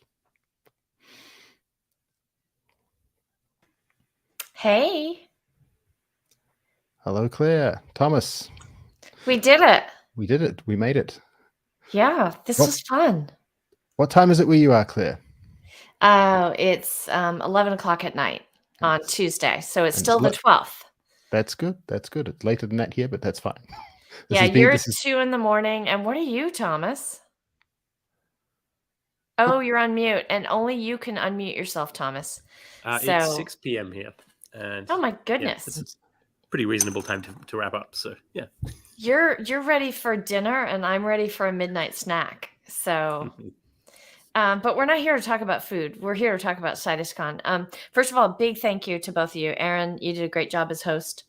I'm the host in the next live stream, which is happening in just a couple hours, the EMEA live stream. And so I'm kind of taking notes, looking at how you did it, looking at how Marco did it earlier today in the Americas one. And I loved your talk, Thomas. I want you to give more talks. So thank you. I know you've given a lot of Postgres talks before I even met you. I get it. You've been doing this for years, but maybe not so much during the pandemic. Yeah. It was immediately actionable for me. I have things I'm going to go off and test with that, and just kind of gets me in the mood poking around on things. So yeah, thank you. And thank you very much to all the speakers who spoke today. The live streams you had just been excellent. I have learned a tremendous amount just being here, watching everybody. Thank you to everybody who's been asking questions in the Discord and on the live channels on Learn TV and on YouTube, etc. If people, speakers are around, including our on-demand speakers, we have 20 on-demand talks which are there and able to be viewed on the CitusCon website. We'd love to hear what your favorite talks are, both live and on-demand, and some of the questions you have in the Discord here. Yeah, so the thing that's cool about the Discord, I think Juliet's going to pop that banner up, is that, because we have 3 live streams and these long intermissions in between, and then there's all these on-demand talks, right, where there's no opportunity for live Q&A. Yep. We created this CitusCon channel on our open source Discord, and the hope is that the speakers keep coming back, not just in the moments after their live talk, but tomorrow or later this week. And, hopefully, we're going to have more and more people watching these videos as they get published online too. So, and then you can always reach people on Twitter and on GitHub and other places, but we wanted to create a hallway. Yes. I think during the pandemic and the times we've been without in-person conferences at the same rate, we've missed that hallway track. So we're always looking at ways to regain that in any way we can, which is good, because open source is about people, isn't it? Sure. So I put up the slide here of what we just heard so that we could take your thank you and put it to names. Like, I really enjoyed Umur's keynote. So if you arrived later and are interested in why Citus succeeded, why distributed Postgres is a thing, that's worth watching. Thomas, of course, we loved your talk. Hopefully mine was interesting. Anthony, was great. I've heard of Anthony. I heard all about him when he joined Microsoft. I know he's very active in the Python world, but I've never actually seen one of his talks. So I was excited to see that. And I'd been wondering, what is this Hathi thing and why have I not heard of it? Well, now I know the story, and I love the genesis of the name, right? which is the kernel in the Jungle Book. Is that right? Yes, that is hilarious. I was cracking up the first time I heard it. So. And then Keisuke with localization, which is a super important topic. And Andrey connection pooler, also really, really important topic. So, but we have more to come, right? This live stream is the second of 3. So I'm just going to quickly pop on screen and show you guys a picture of the EMEA live stream that starts in a couple of hours. And I don't know what you guys know about these particular speakers. I'm sure Thomas knows several of them personally. You know, Magnus Hagander is the keynote speaker, and he's really famous in the Postgres world, particularly Postgres Europe. He's on the Postgres core team and has been for many, many, many years. And I first met him at PostgresConf Europe. He's very instrumental in organizing that event. And it is the most fun, the biggest Postgres conference that I know of. It's got so much buzz. And I once met an engineer who said, if my company won't send me to PGConf EU, I will quit. And I thought, yeah, you know, I kind of feel that way too now. So anyway, I'm eager to see what Magnus talks about. His talk title is something like Postgres more relevant than ever. So let's see what he has to say. Have either of you, do you have any thoughts on the other speakers? Have you had a chance to check out their talks yet? I won't be staying up this late, but I will be catching the replay tomorrow. So, which I assume I'll be able to do when I wake up. So I've left it as somewhat of a surprise to some respect. It's going to be replay for me too. Yeah. Well, I'm going to stay up because I'm the host. We keep pushing the CitusCon website. So if we pop the aka.ms/CitusCon banner there, that's where you can find everything. You can find the live streams when they're happening. You can find the replays during intermission. You can click over to the schedule and look at all the on-demand talks. Those YouTube embeds are all there. And there's 20 of those on-demand talks.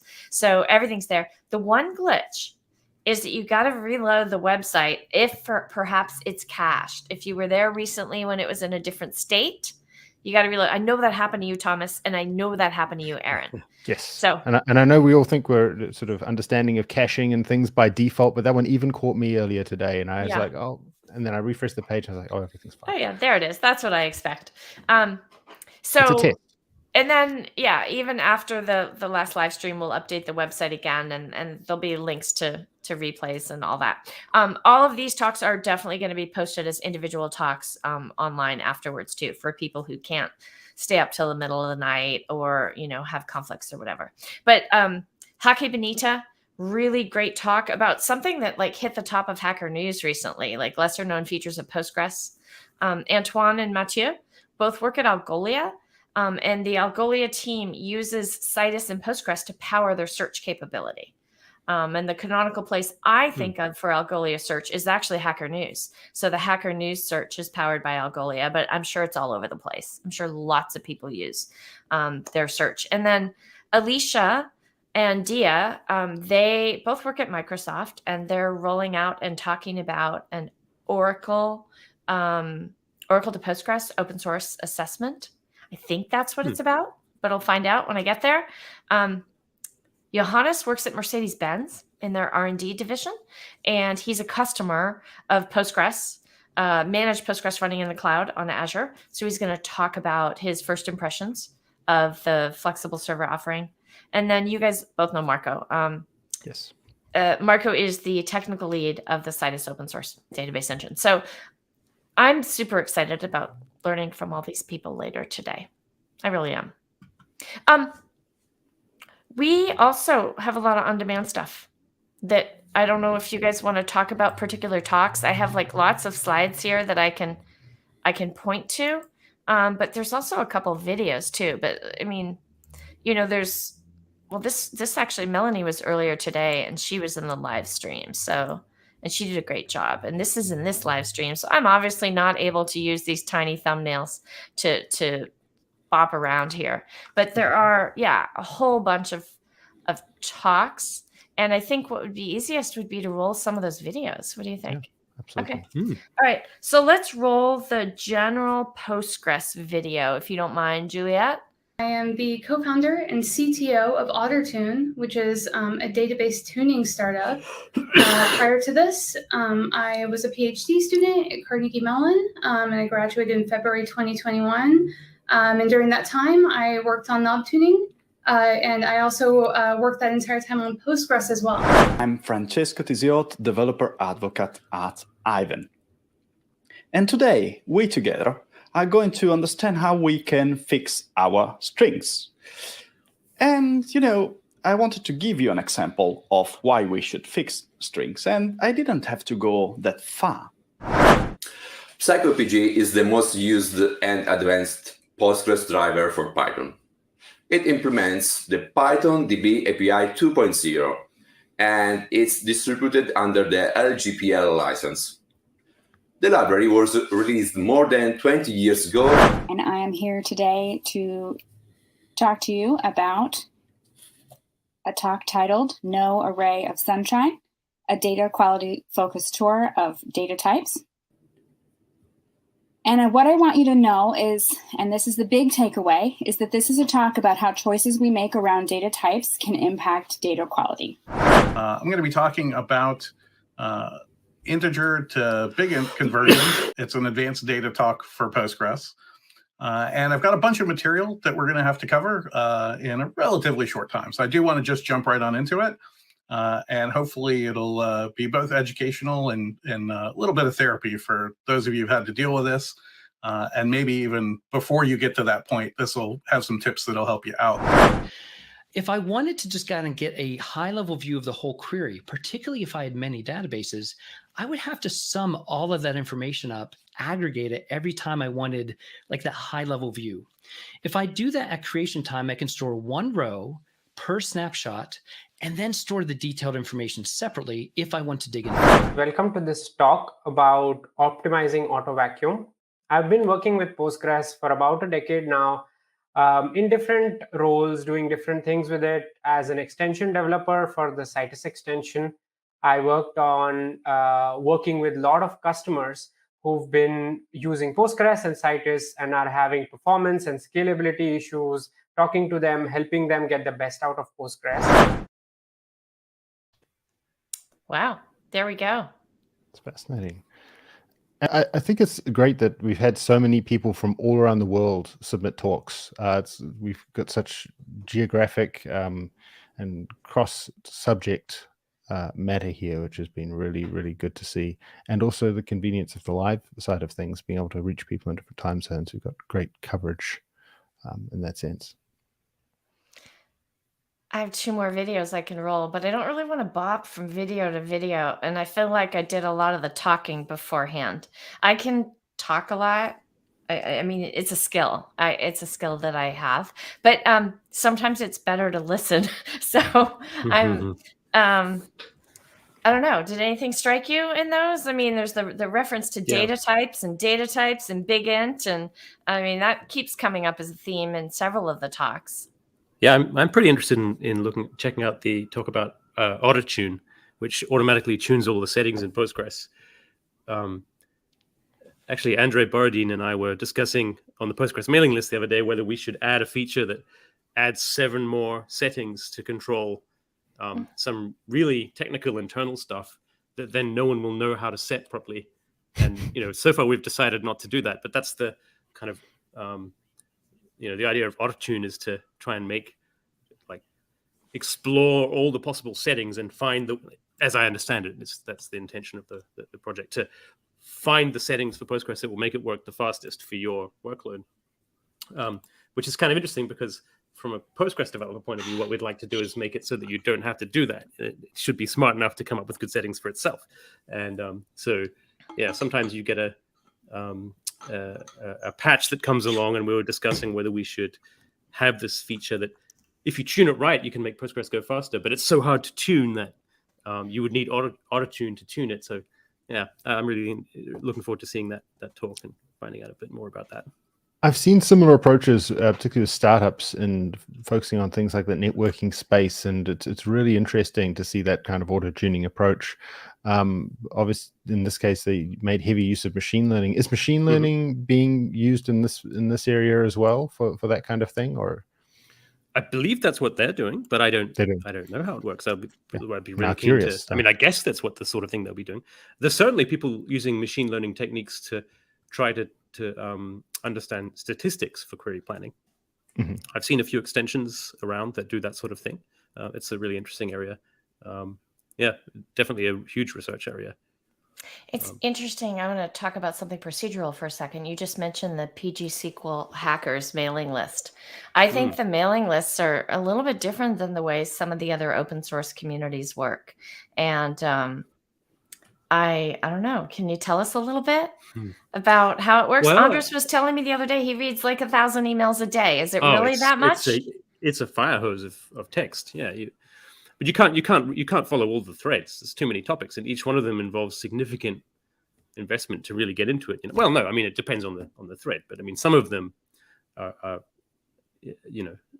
quite difficult to follow, and some of them are about superficial things. It's all different. I think Postgres is a bit old-fashioned compared to a lot of open source projects that are not so old, obviously. And it sort of kept doing things in a more traditional way using a mailing list. And I guess that's a little bit intimidating for some people. I guess maybe if English isn't your first language, it might be quite difficult to get started, for example. So we try to be friendly, but yeah. Are there other venues that feed in? Wait, let me just be clear. You are friendly. Like, I got to tell you, my first PGConf for you, I felt so incredibly welcome, even though I was new to Postgres and new to the community. So I also think this is another aspect of what conferences bring. They bring that personalization of the people in the community, so that you do feel more comfortable reaching out, even if you've only seen them on a live stream talk. Or, I mean, obviously the best things often to bump into somebody in the hallway track and ask them that question in person, and that often sparks things. But it's very interesting. Yeah. I've often used the analogy that it's so funny that if you get in your car and you're driving down the freeway and maybe somebody almost cuts you off, and depending on your personality type, it'd be really easy to, like, within the confines of your car, call them a name or swear or get really frustrated. And yet that same person, if you ran into them on the sidewalk and were walking into a building at the same time, you might open the door for them. So that human touch just brings out, I think, our better side, right? Versus when we're really far away and distant. And I don't know. Thomas, what do you find some of the platforms that sort of feed into the Postgres community? Obviously, Twitter is a large community for all sorts of things tech. There are others. Are there Reddits or Discords or things that are sort of the middle ground between the mailing list and the conference track? I mean, there are, and I'm not personally involved in all of them because it would just be too much, right? But I know there's a pretty active Slack community. I'm not on there myself, so I hear about that. Actually, Rob Treat, who's one of the speakers who's giving that talk on advanced int to big int conversions, he is, I think, the administrator on the Postgres Slack. So yeah, it's there. It's a thing. And everybody has a different modality of working. Some people are very comfortable in email, and some people like the chat, and some people really don't like the chat because it's very interrupting for their workflows if you're hunkering down on things. So it's good to have them all. Yeah, well, I'm also in down here in New Zealand in my time zone. It's pretty good to be asynchronous, just because a lot of the people that are, when I'm awake, they're going to be asleep. So, but I go on IRC sometimes, not so much, not as much recently as I used to, but there's a pretty good community on the official IRC channel. That's, you can get really good technical support there. Actually, I see all kinds of really good discussions happening there. But I guess that's getting a bit old hat now. All these modern knockoffs with the web interface have taken over, right? It was my first social network substitute, I guess, when IRC. I remember the days of MIRC and then all the CLI clients and all those kind of things. I also actually grew up in New Zealand and Auckland, and had everything, and everything was in a different time zone. So I worked in places in the US and the UK and Israel and others. It's you learn a lot about async workflows. Yeah. Well, and you get time for deep work too. I got to say, when Yes, I'm on that- business trips, which I haven't been the last couple of years, I love the fact that if I'm in Europe, I can get up in the morning and, well, A, sleep a little longer, and then B, get some work done without being interrupted, which is kind of cool. I want to roll some of those other videos. Is that okay? I'm sorry. Absolutely. Thomas, I think twice I've cut you off, and you know No, it's that fine. It's fine. I was just going to say sometimes, you know, at nighttime or, you know, end of the day, I'll fire off an email saying, I think I just spotted a bug. I just post my observation to the mailing list and, like, you know, go to sleep, wake up in the morning, and it's fixed. That's the that's cool. that's the magic of time zones. That's why you need distributed teams. That's Yes. fantastic. Yes. Okay, let's roll the Citus video, which is with the single node Citus. We have partitions. We have sharded our partitions. And if you want to scale out those, let's say the sharded partitions, you can basically add nodes to your cluster. And after adding nodes, you can basically run the rebalance table shards commands to rebalance your sharded partitions on the, let's say, the multi-node Citus cluster. I'm going to start by just talking about the basics, you know, single row inserts versus copy, and for that matter, upserts, which are a wonderful Postgres pattern that should be used more often. I'm going to go from there into micro-batched and parallelized copy operations. And from there, we'll get into more difficult techniques. There's one I invented that I call index juggling that's worked out pretty well for me. I'm going to break down each stage of our journey from 0 to 1 million events, from 1 to 100 million events, and then to billions of events. And for each stage, I'm distilling our learnings into lessons that you'll walk away with for you to use in your journey, from choosing a database technology to scaling it up. My name is Matt Dupree, and I'm going to be giving a talk on some lessons that we've learned from optimizing Citus queries at Heap. So quick disclaimer and a little bit about me. So I've been at Heap for a couple of years, and when I first started doing performance work, it was actually a little bit intimidating. People were using terms like pushdowns and shard sampling. Not to meet you like virtually. I'm Ming Wei. I work in the Windows data engineering group. When I started off, I realized that Citus has a great distributed SQL query execution engine. Right, from a few examples, as you can see, from the data engineer point of view, this is just normal SQL, right? So this is actually very powerful. A big data researcher and developer at the MobilityDB team. MobilityDB is a spatio-temporal database system developed by a research team in the Free University of Brussels in Belgium. And this is my talk about how it integrates with Citus to support big spatio-temporal data that it changes over time. Hello, everyone. Today I will be talking about following select statements through Citus internals.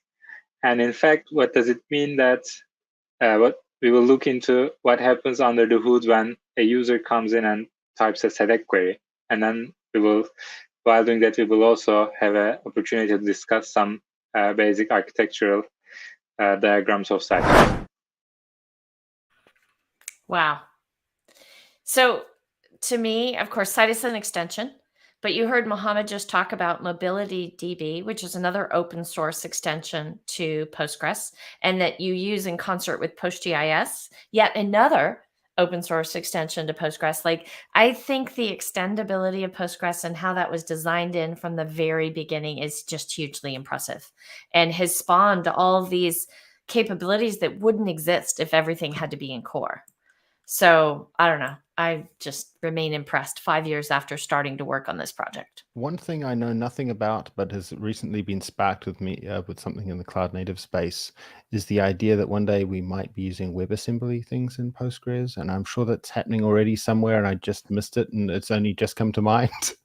So I can imagine that will probably pop up as an extension of some kind. Let's roll the last video. We've only got a couple of minutes left. Stay with us, folks. It's interesting. It's the shortest video too. Okay. Azure Database for Postgres. Go for it. And behind me, you see a fish. Bash fish is a symbol of our team. The Postgres team within Microsoft is called Orcus. So that is that fish sitting behind me. And in this session, we will go over top 10 reasons why you should choose flexible server over our existing offering, which we call single server. Welcome to Handle Azure Postgres Auditing with Ease. I am Josephine Bush. I have a lot of DB experience. I started SQL Server, and in the last few years, I've switched over. Well, I actually do both SQL Server and Postgres now in Azure. So what does it actually mean in numbers? Interestingly, we have, with PostgreSQL, on that PostgreSQL database, basically, we analyzed 2.7 trillion of impressions from advertisements on the internet. Each month, we add 70 million of rows of data to our PostgreSQL database. You need to pay attention to some very important points. The data types, type of index, most important operation in most main operation. This information gives you the basis for the correct choice for the following information. Hi everyone, my name is Sena Güngör, and I will be walking you through the journey I had while creating monitoring tools for Citus on Azure. In this talk, I will briefly explain what are the most important metrics are to babysit your Postgres database and why we should keep an eye on them. There we go. Fantastic. Yeah. So thank you both hugely. Thomas, you're still on mute if you want to say something. We've only got like 45 seconds left, so I think it's time to like wave goodbye to each other. I don't usually use the word like so much. I'm just really punchy. It's the middle of the night, and I'm not going to sleep anytime soon. You've been working so hard with all I things know. CitusCon. I've had a front row seat to all of that, and thank you, Claire, for all you've done. It's been fantastic and a tremendous amount of work. It's an honor. And shout out to, my co-chair, Teresa Giacomini, and Juliet, who's backstage. We've got a wonderful producer backstage right now named Monique. Just the whole team has been amazing. So thank you all. And the EMEA live stream is coming soon, in just a couple hours. You can go to aka.ms/CitusCon and see the live streams, the replays, get the on-demand talks. I feel like a middle of the night infomercial person, but I want you guys to know where to get the information. So there you go. Thank you, everyone. Thanks.